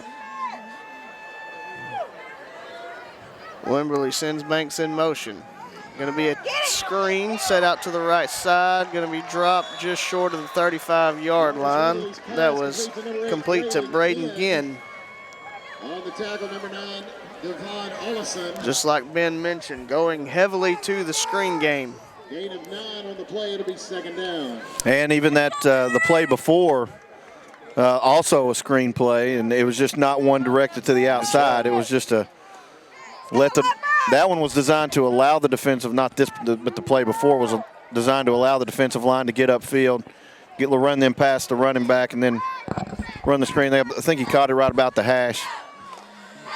Trips right, Twins left. Wimberley alone in the backfield. 2nd and 1, looking to run off the left side. He's going to be dropped near the line to gain. I think he will probably have it based off of the spot. It's not an indication yet. They're marking it right on the 35. Nope, and they'll say he's short. Makes it 3rd and 1. Aiden Delamar on the stop there for the Leopards. Well, this is just a pattern we see over and over and over. Teams just milking the clock, keeping the ball away from the Leopards, keeping the Leopard off of the field. Twins left, split right. 3rd and 1. Wimberley right up the gut. He got it easily. Enough for the 1st down this time. Number 1, Marcus Wimberley on the carry. middle, and that's Crosses the 35 down to around the 34, 33-yard line. on the tackle, number 30. First and 10 for the Miners from there. Number 62, Elijah Jones, and number 44, Brandon Jackson. A lot of Leopards on the pile. PA gives credit to Brandon Jackson. I'm sure he was on there. 8:30 and counting left here in the third quarter. Leopards leading 17-14, but Bauxite threatening. Wimberly sends a man in motion. Give is going to go to Fox off the left side. Going to be a short gain on first down.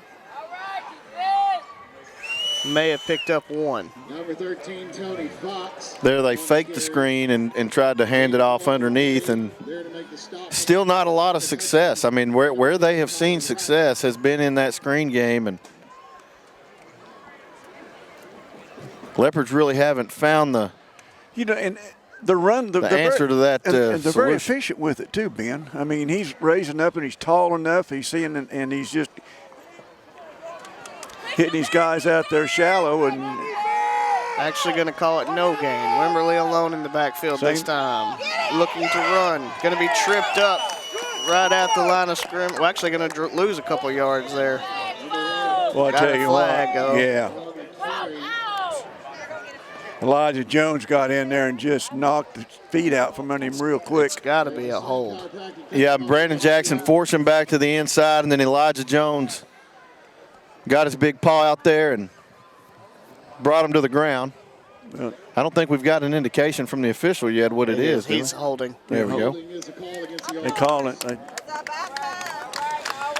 Another tough decision there for Coach Fogelman and his staff. They are going to elect to accept the penalty. Well, no. Yeah, I think he didn't get that many yards on the play, did he? I mean, they're marking it off from the 31. Well, it's not from where the play was the hold 4 yards upfield? Really? It was 1 yard upfield. No, sir. That was they started marking it from the 31. Okay, well, Ben, the line of scrimmage was the 33, and it's now on the 42.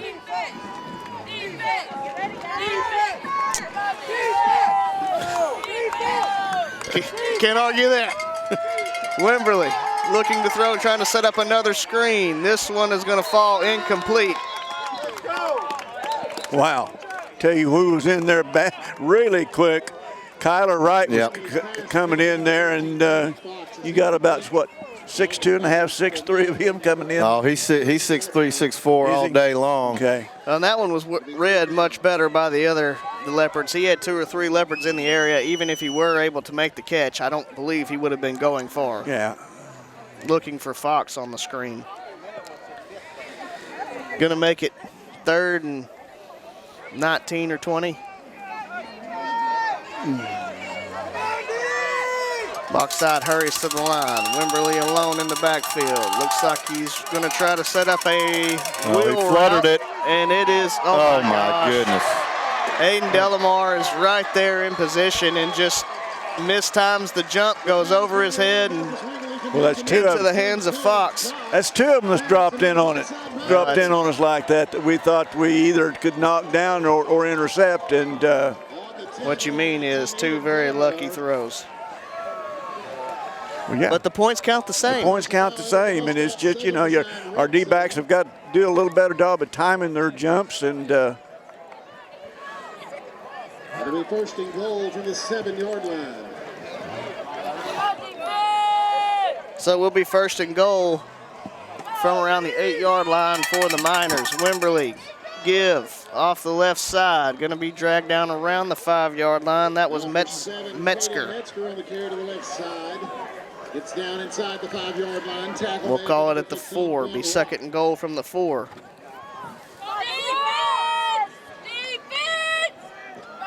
This is where your defensive line really has to win the day. They've been really successful.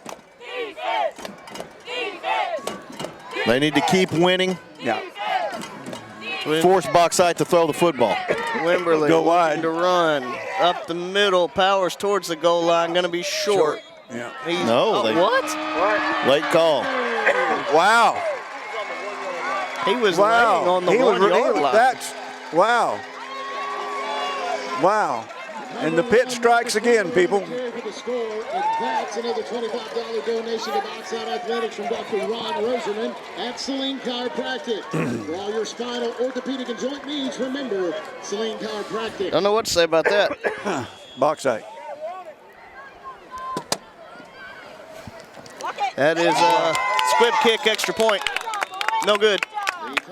And that actually could end up being huge. Down 3. You've got one of the better kickers in the conference. Well, now the Leopards got to answer, and we've used that over and over and over. Got to answer. 6:12 left here in the third quarter. Leopards trailing 20-17. We'll be back after this. No matter your season of life, no matter your banking needs, you'll find the financial products, digital tools, and friendly service that make you feel right at home with Farmers Bank. There's a place I'm welcome in. There's a place I know I'm called a friend. There's a place that I'm never alone. There's a place called home. A place called home. Come home to Farmers Bank. Welcome you into the pit. 6:12 left here in the third quarter. Leopards trailing 20-17 after the Wimberley touchdown run. Number 81, Chad Prophet, setting Chad up the Grace Point Church Prophet football. on to kick the ball away for the Miners. We'll be interested to see if it will be There you go. onside, sky kick. That's my question. I bet it will not be deep. Hey, just found out we got Keaton Hearn, former Leopard himself, listening from Fayetteville. All right. Whoopee. Covering all parts of the state today. Don't say whoop pig to Keaton. He's a Crimson Tide fan. Oh, well, roll pig. Yeah. Jacobs and Clegg back deep to receive. Oh, this It is not. actually will go to yeah. Jacobs. Going to be fielded at the 20. Gets up over the 25. Yep. Oh. 30 spins off of a man. Still going up over the 45 is Jabori Jacobs. Just couldn't quite get hit that last hole, could he? But Number 20, Jabori Jacobs on the return. Leopards start off with excellent field position. Number 17, Aiden Witherington. Number 8, Just looked like across the 45. Right on. They're going to set it right short of the 45. If I know anything about high school officials, and this is not a knock on them, they typically like to put the ball right on the solid line. That's what I would do. That's what I would do, yes. If it's close, it's normally going there. Twins left, split right. Going to bring a man in motion from left to right. Allen takes the snap, looking to throw out to Cooper. Complete at the 50. Able to make the first man miss and get upfield. Cooper going to be drug out of bounds around the 32-yard line. I thought. And we just got about 15 times our total stat production from the offensive pass production from the first half. Yep. Yeah, like you said, we were talking at halftime, Ben. Won't surprise me to see us put the ball in there a little bit more in this half. Clegg up the middle. Pushes the pile forward down, looks like to around the 17-yard line. 35, Tavien Clegg on the carry up the Cooper, a big-time playmaker. Love to see him get involved in the offense. Not a surprise. You get down to second and short, and Devin Janelle, big, powerful running back, comes in the game. Also, looks like KD Shields back there with him. Going to be twins right, split left, about a 2nd and 2. Give is going to go to Janelle. He's going to try to push the pile. Don't believe he got very much. I can't really tell on the end. I don't think he. No gain on the play. Tackle may have been number 55, Jaden Sherrod. At the 20. They didn't move the down marker. 3rd and 2 from the 23. But look, you got 2 downs to get this. I don't think this will be a pass play. I think they're going to run at him again. Tavien Clegg back in the ball game. Here's the snap. Give goes to Clegg off the right side. Now bounces it. Gets upfield up over the 20. Just jukey enough to get the first down. Made a couple of guys miss. Some stuff you can't teach. You can get guys faster, and you can help guys with some agility, but you can't get guys to cut twice in rapid succession like that. You either got it or you don't. And Tavien's got it. The Twins left, split right. I don't. Jacobs to the right of Allen. Allen looking to throw out towards his man. Got Cooper again. Going to be driven out of bounds as he crosses the 10-yard line. Hey, being how we're giving shout-outs, Jose Jaime wants to say hello to his family back in Vegas, watching from Dad. Jose, to the Jaime family in Las Vegas. Gotta love the Vegas boys. Listen, we love those Jaime kids. Great kids, great ball players.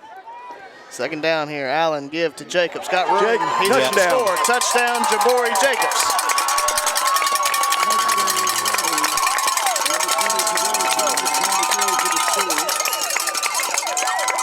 Really impressive drive for the Leopards. Did it in a lot of different ways, throwing the ball, running the ball, multiple running backs. Got a lot of people involved. Well, I just don't see Bauxite stopping our offense. We've got to stop theirs. The biggest problem is we've stopped our own offense. If we can manage to not do that, we'd be in pretty good shape. Yeah. Martinez on for the extra point. Kick looks good, and it is. 3:51 left here in the third quarter. Leopards retake the lead, 24-20. We'll be back after this.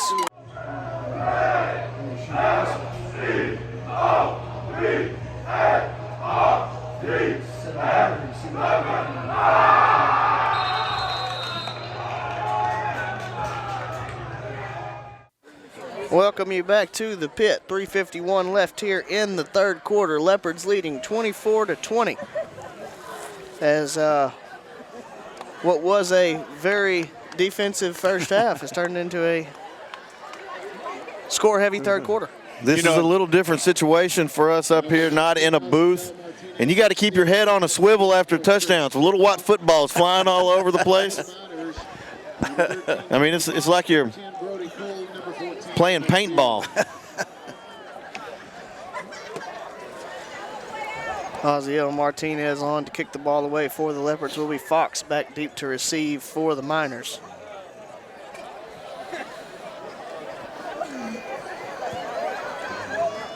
Well, they really respect the leg of Osiel. They got a guy parked inside the 5-yard line. Kick is away, going to be fielded by Fox at the 15, up over the 20-25. Able to make the first man miss, now trying to get to the outside, but he's going to be corralled just short of the 30. Now, that was a Vegas boy. Louis Hyman. Louis Hyman again. He's such a valuable player on both sides of the ball. The nice thing about it, he's athletic enough and he can go both ways, and he plays both ways a lot. Oh, absolutely. And we need him. Also, his brother and made his brother huge tackles tonight. Guarantee they have.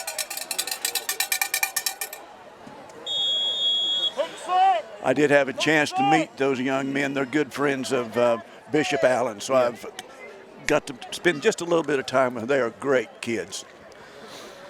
1st and 10 from the 29-yard line. Going to have Twins to each side with an up back off the left side. Send a man in motion from right to left. Wimberly takes the snap. Reverse. Pass to Banks.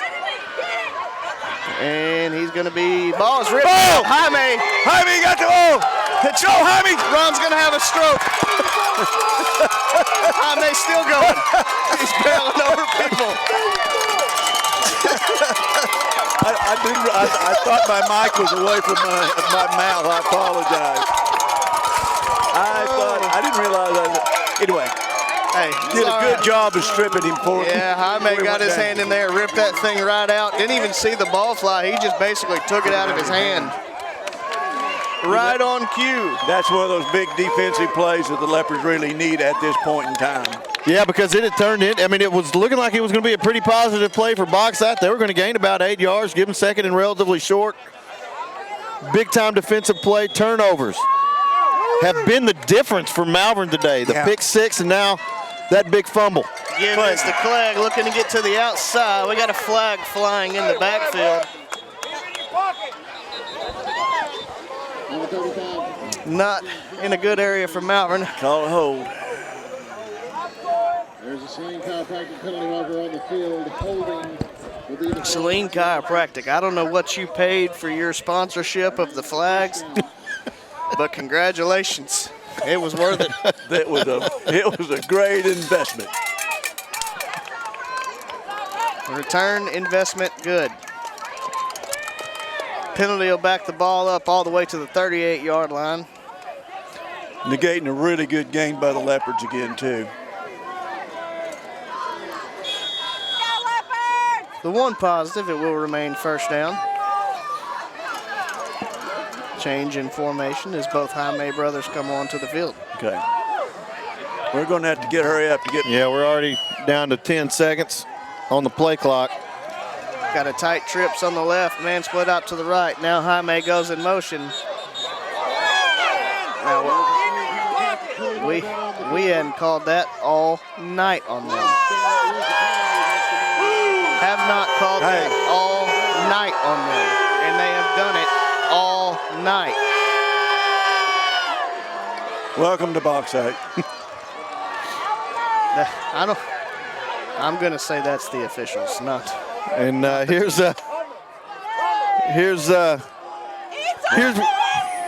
where the referees probably wish that the fans were a little further away from the field.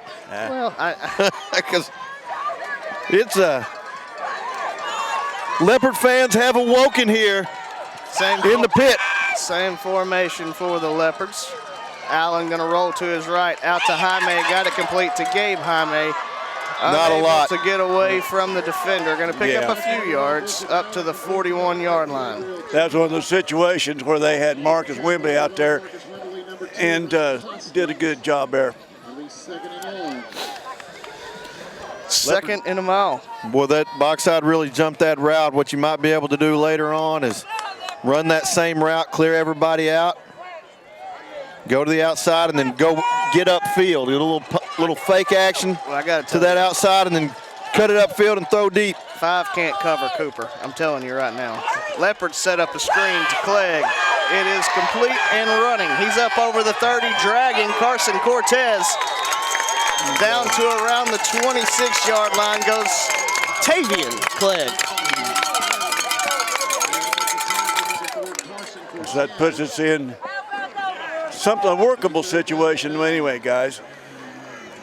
And, you know, me being a large man myself, want to give some props to the offensive line. Great blocking.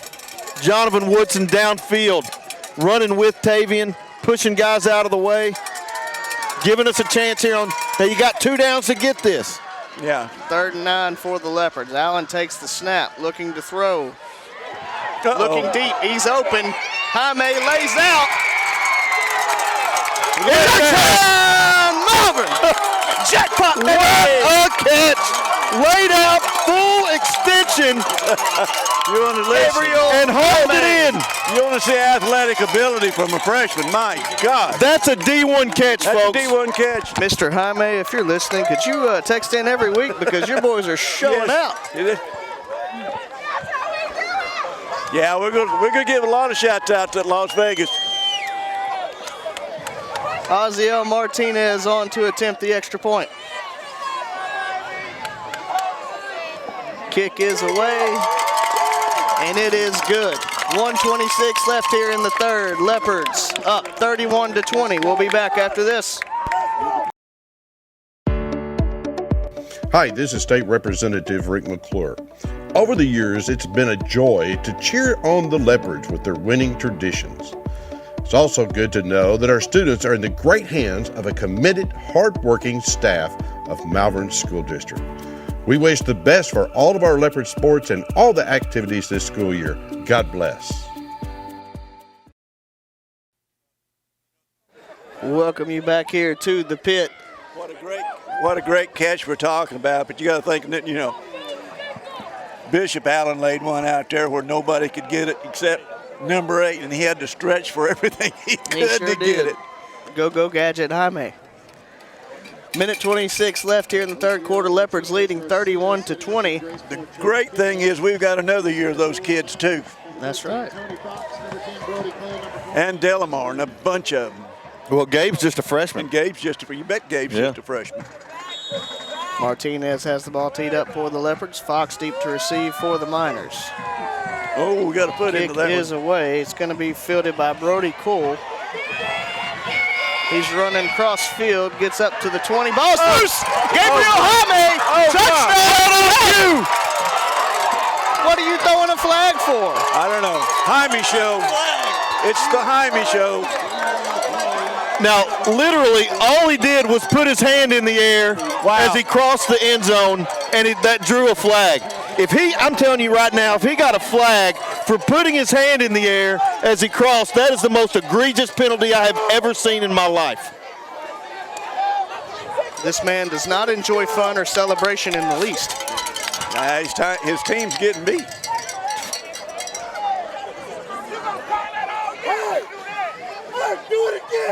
Oh, goodness.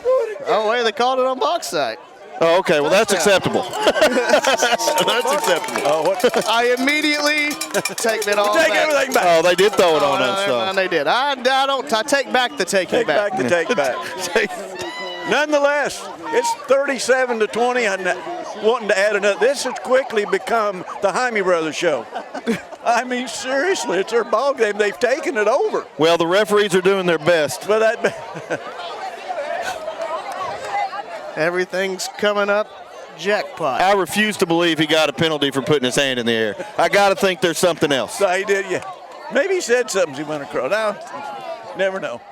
Ozziel Martinez on to attempt the extra point. Could you imagine that? What did he do? He put his hand in the air, Coach. Oh. Well, okay then. A good hold there. Oh, good. Got her down. Kick is away and good. Leopards now lead this one 38-20. Minute 17 left here in the third. We'll be back after this. Malvern High School. Passion.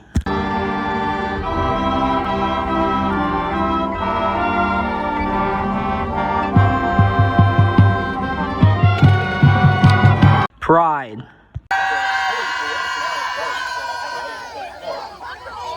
Excellence.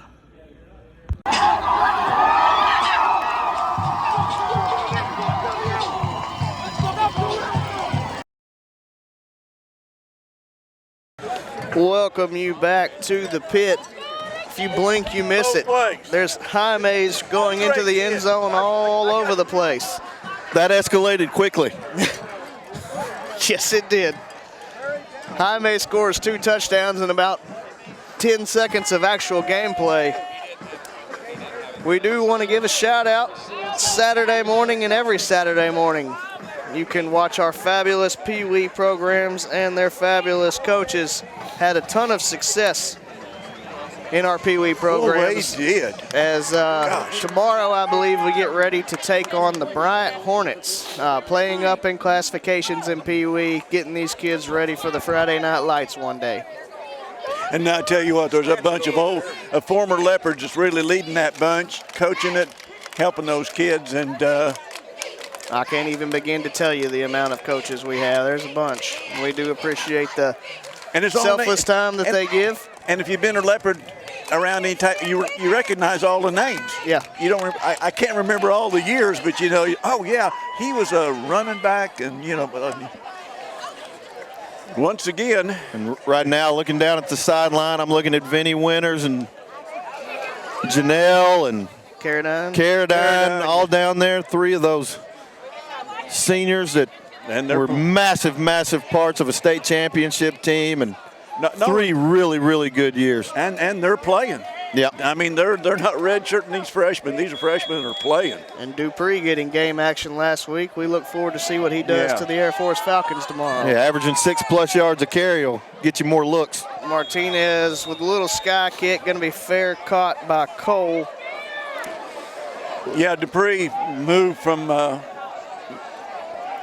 off the chart up to a few weeks ago, then on 3. Now it looks like it's going to be 25-20. Well, if you got to watch any of that game, he watched it all. He only had 6 carries, but he made the most of every single one of them and absolutely delivered a bruising hit to that kid on the sideline. Did that bring back memories? It's just like Jalen was looking for somebody to hit.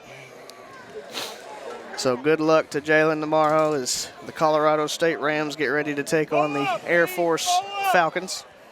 And it's good. Little in-state rivalry game there. The Miners are going to take over 1st and 10 from the 44-yard line, trailing in this one 38-20. Minute 15 left here in the third quarter. Trips right.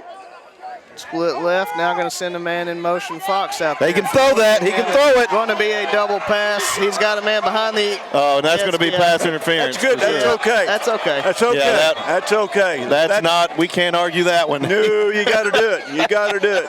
No, that was. That's a smart. That's a smart defensive play. When you beat like that, take the flag. Tailback pass there, looking for Hastings, who had got behind everybody. Yeah. Jaime giving chase, and good play call, and we earned that flag for sure. Yeah. Now the good news is it's not a spot foul in high school. It's 15 yards. Yes, That is right. So it's not quite as devastating as it is in National Football League. They League. used to teach that play in the old days. If you don't, you tackle him. If you beat, you tackle him. You hold him. You do something. Tough spot to be in. We will take it over the completion or the touchdown. Oh, that could have possibly happened. So 1st and 10 from the 41-yard line. Trips left, split right. Wimberly going to bring a man in motion. Give is to him. Jet sweep off the left side. Going to get up over the 35, down to around the 34 goes Witherington. Let's back up to that play one more time, and you really saw the speed of Jaime did to close him, to even get to him to get the flag. I mean, most guys are not going to get there.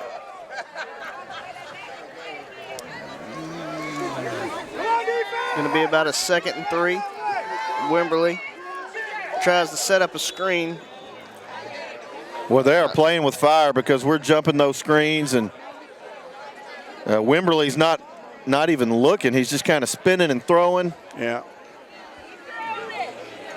And at some point, it's almost, you can see a Leopard jumping that thing and taking it back.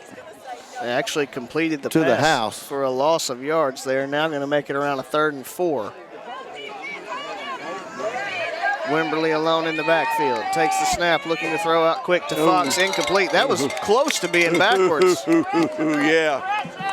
Yes. That was really close to being backwards. I think that's what Coach Fogelman's arguing. Ollison was all over that one, too. And if that ball was backwards, that's a live ball. Yeah. But it does bring up a 4th down.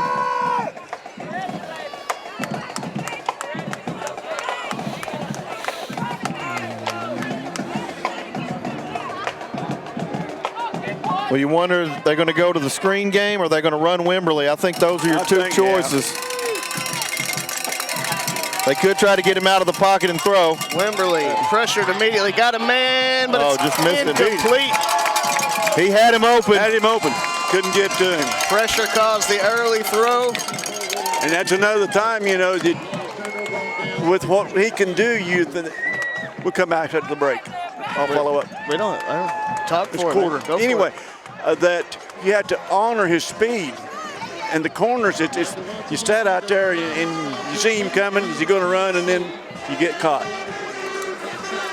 Yeah, and that, like you said, we had a lot of edge pressure there, able to force that early throw. I think Wimberly wants, he had a few of those earlier in the game that he kind of floated and let a guy run under. I think that would have been the throw there. Yeah. That one was more kind of on of a line and unable to find Witherington, who had gotten behind everybody. And Leopards really avoid two really good chances for Bauxite there, and of course they turn over on downs. And now if you can go punch one in the end zone, you're looking to essentially put the foot on the throat.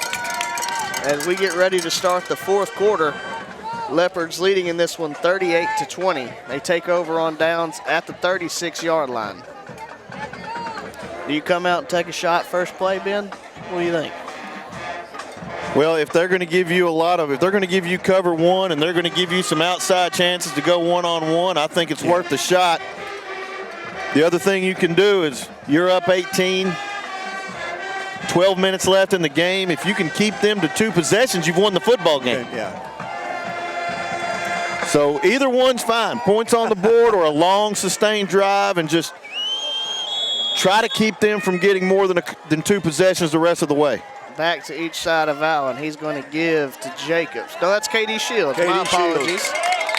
She's going to follow his blockers nicely all the way up to the 44-yard line. Number 23, Katie Shields on the carry. Tackle made by number 52, Keegan Roberts. Nice pickup of about 7 on first down. Yeah, okay. And then Tavien Clegg goes back in. Tavien. And it's really good to see that kind of a rotation with these backs. Twins right, split left, 2nd and 3. Allen takes the snap, give his to Clegg. Big Got hole. a lot of room. He splits through. Tavien Clegg. All right, Ray. We'll see you in the end zone. Wimberly might. No, he's not. No, he won't. Wow. Touchdown, Tavien Clegg. Good to see. It is good to see. Isn't it? Shades of another 35 running down the sideline. Yep. And miraculously, there are no flags after a touchdown. Yet. We hadn't kicked the extra point yet. I was going to say, we hadn't done the PAT yet, Ben. I thought he might get a penalty for stop and running in the back of the end zone. Osiel Martinez on to kick away for the Leopards. Kick away. Kick the PAT, I should say. And it is good. 11-17 left here in the 4th quarter. Leopards now lead it 45-20. We'll be back after this.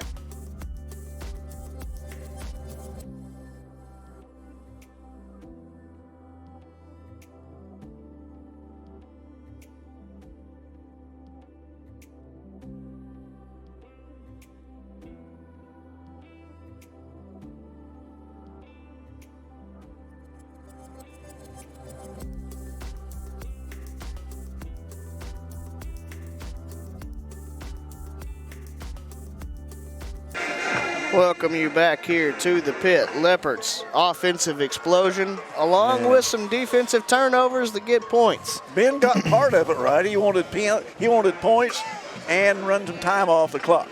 You got part of it right, Ben. He said either or. He was happy with either or. Oh, I missed the either. We were going to be content to run some time there. We were running the football that drive. Just you're not going to say no to a long touchdown run. No, when Tavien gets that little opening, it doesn't take much. Boom. His speed will carry him on into the end zone. Boy, he's just weaving through people and not losing any speed to do it. Oh, he looks like one of those high-performance cars going through the cones, just Nice thing about it, he zip, and then the jets. He looks 100. Yep. I mean, no after effects of anything, and that's good to see. Now Osiel Martinez on to kick away for the Leopards. We'll see what we're going to do. From the 40.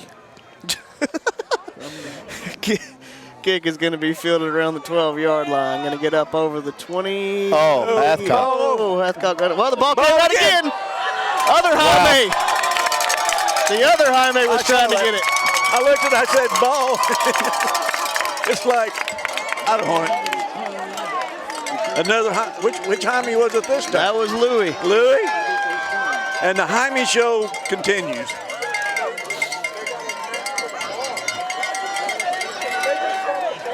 So the Leopards are going to take over after yet another turnover.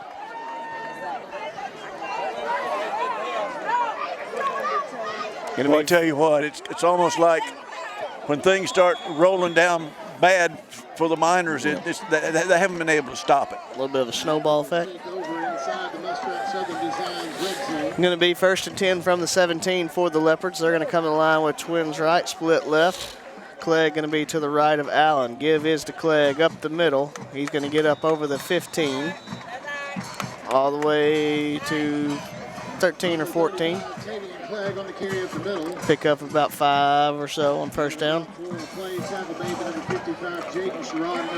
10:53 and counting left here in the ball game. Leopards leading 45-20. 25 points. That's 4 scores, no matter how you cut it. And 7 years ago. Stop. Give goes to Janelle. Oh. He's going to power forward down just short of the 5. We got another flag. Celine Chiropractic. Yeah. I think he picked up the flag. I think. Oh, now another one. Or were they just throwing it where it needs to be? That was our own player picked up the flag and then threw it back down. Face mask against the offense.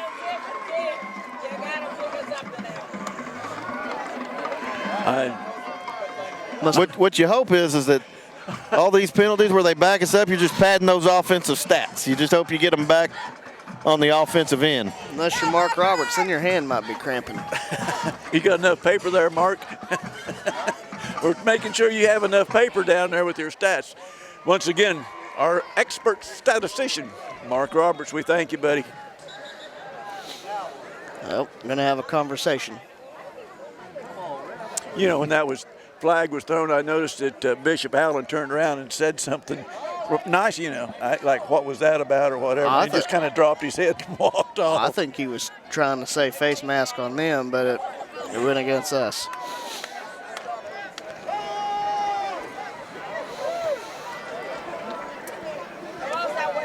After the discussion. All right. Going to be 2nd and 8. Back to each side of Allen. Here's the snap. Give goes to Janelle. Banks on him in the backfield. He's going to be drugged down around the 15-yard line. Number 5, Tavien Clegg, carry to the right side.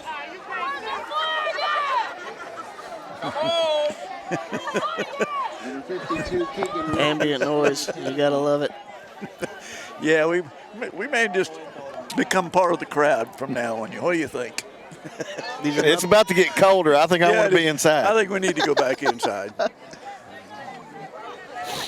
That's going to bring up 3rd down and about 8 for the See Leopards. what's more important, getting points on the board here or running clock. We'll find out if we run it or throw it to try to pick up the 1st down. Allen takes the snap. They want the looking to points. Throw, slant route, Kalen Cooper, touchdown, Malvern.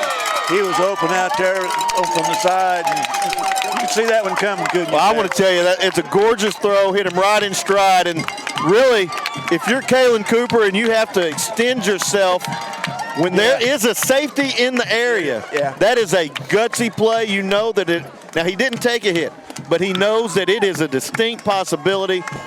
Gutsy play, great catch. And that's the nail in the coffin. I can't imagine 32 points in 9.5 minutes. Oziel Martinez on for the point after. Kick is away.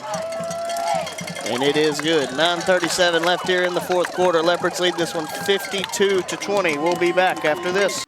Life Point Church is a church where people from all types of backgrounds and generations come together to love God, inspire others, foster faith, and enjoy life. Join us on Sunday mornings at 10:30 for worship and encouraging messages. On Wednesday nights from 6 to 7:30, we have different programs for kids of all ages, 3 through 12th grade. Life Point Church is located at 25741 Highway 67 in Malvern next to Arbor Oaks. For more information, go to our website, lifepointmalvern.org, or on social media at LifePointMalvern.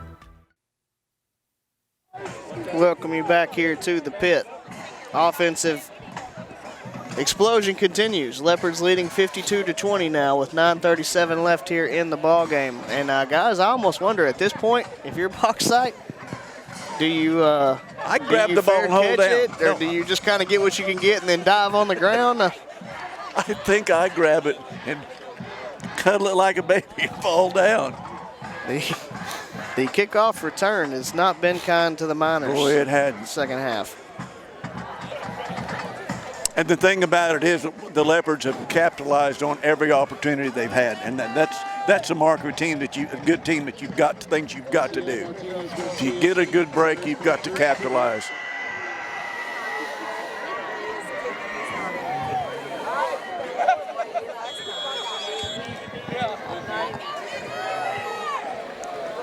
Martinez kick is away. Going to be fielded by, well, they run into each other at the 10, but Fox does get it. He's just going to run out of bounds. He is just going to run it out of bounds. He said. Number 13, Tony Fox on the return.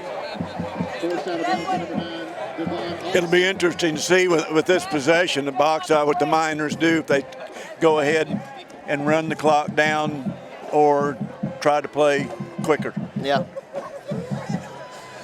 Well, now if I'm a Miner, I'm going to run the clock down. You would think that, but then they may still have visions of sugar plums dancing in their heads from when they played Fountain Lake and they scored 70 points. So they may be thinking they got 32 points tucked away somewhere. It would be very difficult at this point. It would be extremely difficult. Because what they've also been struggling to do is stop Malvern from scoring when Malvern has the inclination to do so. I'm looking out there, and I see some different numbers. Well, they're going to have to call a timeout because they're not going to get this play. Yeah. Or they're just going to take the delay penalty. I don't know that. They took the timeout. Okay. First timeout of the half for the Miners. 9:33 left here in the fourth quarter. Leopards leading in this one 52-20. We'll be back after this.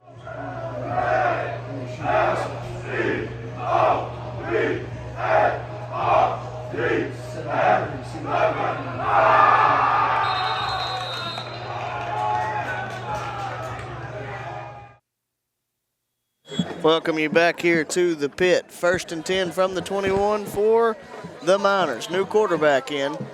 He's going to give to the back off the right side. And he's got some room. Got some juice. Still on his feet. Yeah, going to get all the way up to the 45-yard line. Metzger on the carry.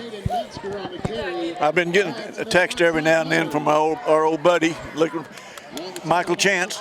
He has fond memories of the pit and other places, but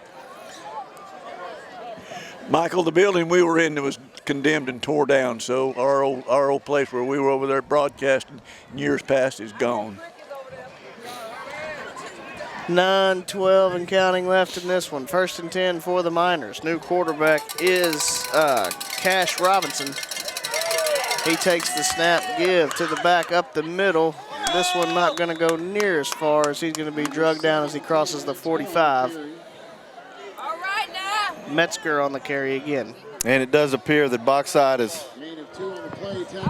this is a banged-up football team. They were banged up coming in, and now obviously a little bit. We're running it. Some more injuries coming out of here, and they may be trying to get out of this game as healthy as they can. Twins right, split left. Snap fielded, given to Metzger. He's got kid some is room quick. again. Yeah, he is fast. Gets down all the way to the 30-yard line. My apologies. Quarterback is Brody Cole, who threw the touchdown earlier. Not Cash Robinson.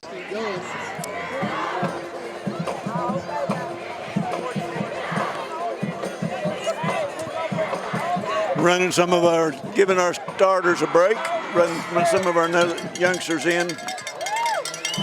1st and 10 for the Miners from the 36-yard line.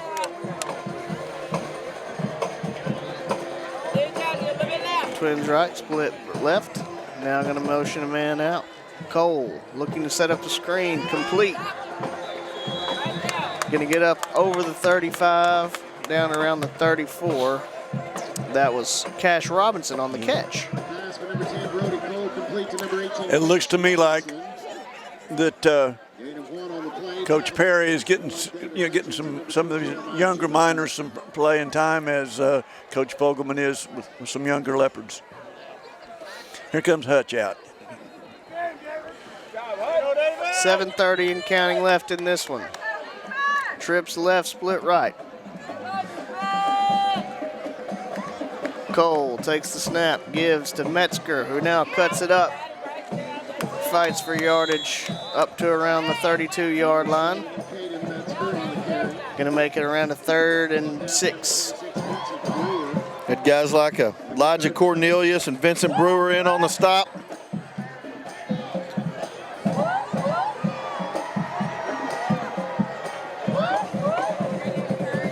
Got Jaden Newbern and Jackson Williamson in on the lines.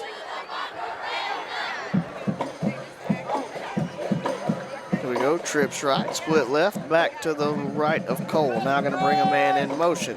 Robinson fakes the give. Cole's going to keep it himself off the right side. Got some room. He's going to be belly to back suplexed as he crosses the 25-yard line.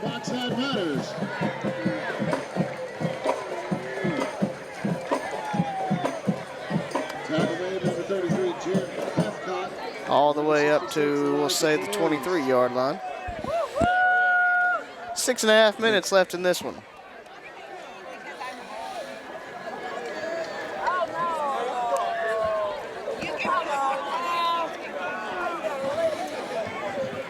Going to come to the line with twins right, split left, up back off the right side, back going to be to the left of Cole. Takes the snap, give is to Metzger. He spins away from the first tackler, fights forward up over the 20-yard line. Number 7, Caden Metzger on the carry up the middle. Metzger, number 7, showed some speed to smooth, and he's a sophomore. Another one of those sophomores we'll see again. He's got some speed. We saw on the going down that other sideline a while ago, Seth. Yeah, got a lot of sophomores here at Bauxite, and their junior high team played really well last night, yes, they did. Impressive freshman class they got here in Bauxite. Bunch of big kids, good ball players. Give is to Metzger off the right side. He hurdles a man down to the 15-yard line. Number 7, Caden Metzger on the carry. Tripped up by number 24, Gerard Bailey. Going to mark it at the 15-yard line. That'll make it 3rd and short.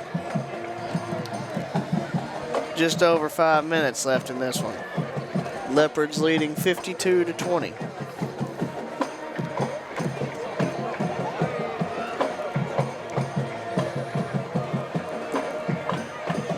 Trips to the right, split left. Back to the left of Cole. Give is to Metzger off the right side. He's got room.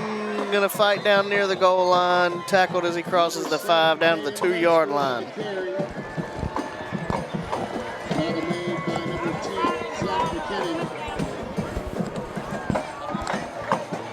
Cut it down inside 5 minutes now, 4:45 and some change. I guess 45 is the change, isn't it? It's probably the change. That's the change, yeah. It's going to be 1st and goal from the 2 for the Miners. I think both teams are just trying to get out of here as healthy as they can. I'll tell that to Metzger. He's running like a man on a mission. Metzger's really, yeah. Cole's going to take it this time and He's get in there. into the end zone. Nice night for him. Got a touchdown through the air and one on the ground. Yeah. 3rd string quarterback, Brody Cole. I was looking. They've got him listed as a running back and a defensive back, and he's a junior, and he's played a lot of quarterback. And that's out of necessity here that's happened to the Miners with kids getting hurt. They've had to move some kids around. They've got some kids back, and they've got some kids hurt again, and it's just been one of those seasons for them. Chad Profit on for the extra point attempt. Just gets the hold down, and the kick is good. I believe we roughed the kicker as well. Kick was good, though. So 4:21 left here in the ball game. Leopards now lead it 52-27. We'll be back after this.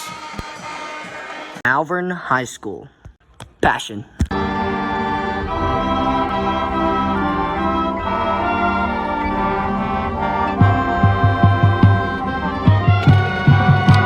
Pride.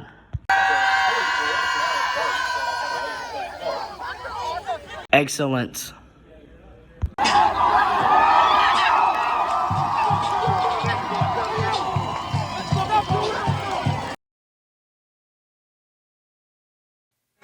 Welcome you back here to the pit in Bauxite, Arkansas. Leopards leading 52-27. 4:21 left here in the ball game. Looks like the Leopards have got the good hands people up on the front 2 lines in anticipation of yet another onside kick. All-State. Good hands team. Good hands team. All-State. I got Ben. It took him a minute, but I got him. Tavien Clegg and Jabori Jacobs deep to receive for the Leopards. It will be Profit on to kick the ball away for the Miners.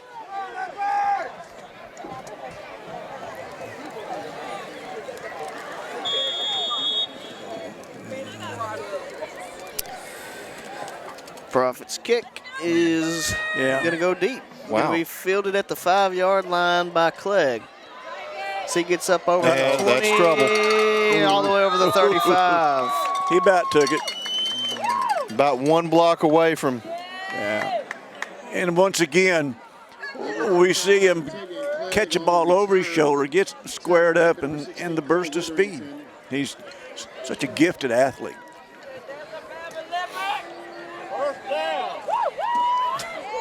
Malvern's going to take over 1st and 10 from the 37-yard line. 4:15 left in the ball game. It is Bishop Allen out at quarterback. I imagine this is probably more for time management than anything, I would think. If number 28 can get to the edge. Yeah. And give his to Shields. No, that's the Shields. Yep. He's going to be. Oh, they're going to have to get him a new jersey next week. Drug out of bounds around the. That one is 44-yard line. Not going to make it to next week. Good thing we have a home game next week, as it is homecoming. As your Leopards will be welcoming in the Fountain Lake Cobras for homecoming. The old tearaway jerseys. I wonder who started those. I don't know, but Earl Campbell made a living off of it. I bet you know. Boomer soon. Okay, I figured that was probably. Bud Wilkinson. Twins right, split left, back to each side of Allen. 3:30 and counting left in the ball game. KD Shields on the carry. That jersey. It might be to his advantage now because there's nothing left of it.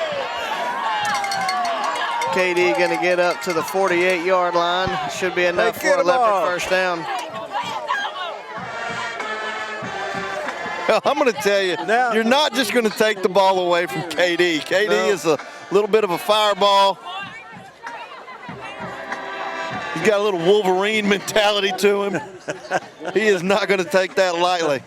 Guys, I do have to say, next week is homecoming, and it's going to be the absolute most beautiful little crown bearer out there, if I do say so myself. Who would that be? Rory Roberts. All right. Give. Going to go to Ben's That's man. Morley. He can have enough for another Leopard first down, all the way down to around the 32-yard line. He may be averaging about 14, 15 yards a carry this year because you look at his stats and go, whoa. I guarantee if he gets loose, there's only one other person on this stadium. The only thing that's going to stop him if he gets behind everybody is that fence.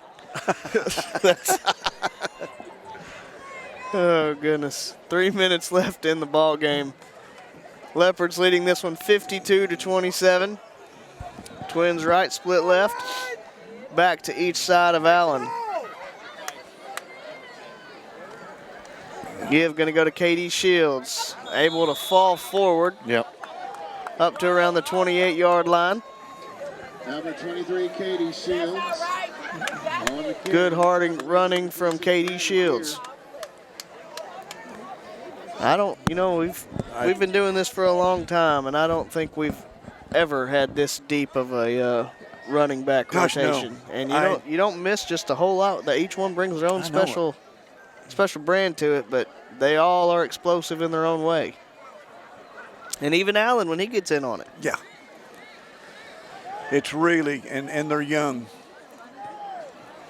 Allen takes a snap low, but going to be fielded. Give to KD Shields. He's going to get up over the 25, fall forward to around the 23-yard line. It's a really good job by Allen to field that and manage to get the handoff. And a good job by Shields to understand the situation and be patient enough for Allen to get the ball to him. Leopards obviously are in no hurry to run a play, run some time down. 1:37 and counting left in the ball game. Again, Leopards leading 52-27. Twins right, split left, back to each side of Allen. Allen takes the snap, give is to Morley. He's able to run over a man down to around the 17-yard line. Now he's a short yardage back. You know, guys, give it to him on short yards. He trucks the guy. This man can do it all. We were talking about, the Jaime brothers. Not only that from the Las Vegas connection, but Bishop Allen's a Las Vegas kid too. So there's something out there that we need to keep that pipeline open. Bishop had a great night both on the ground and through the air. He's just a junior. Twins right, split left. Again, a back to each side. We have whistles. We got somebody not wearing a mouthpiece, I believe, is what they're going to say. Now they're going to make him come out. They're going to make the quarterback come out. They're going to make Bishop come out because he wasn't wearing a mouthpiece. Huh. So Kyler Wright will go in. Wear your mouthpiece, son.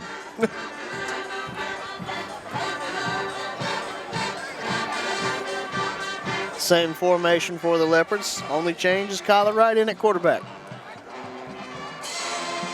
Wright takes the snap and will take a knee. So that's why he wasn't wearing his mouthpiece. He was just going to take a knee anyway. Why did the clock stop? Yeah, the play clock is not running.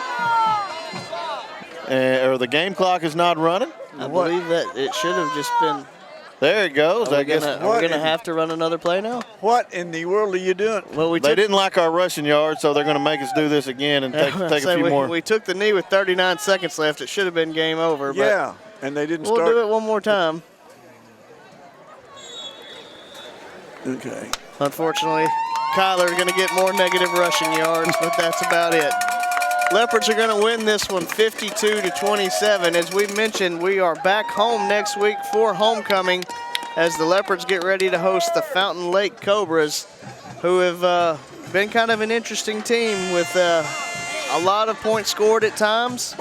One that you don't want to go to sleep on. You want to make sure you show up ready to play. They're a lot like the Bauxite. You don't know what you're going to get because they can score a lot and then they can get scored on a lot. So it'll be another interesting ball game. Well, when do we quit playing these box of chocolate games? That's what I want to know. You never know what you're going to get. All right, well, for Ben Dow and Ron McNamara, we hope you can join us next week for homecoming. If not, as always, you can listen in to us on our live stream. Steven, we're thinking about you, buddy. Get well soon. Get well soon.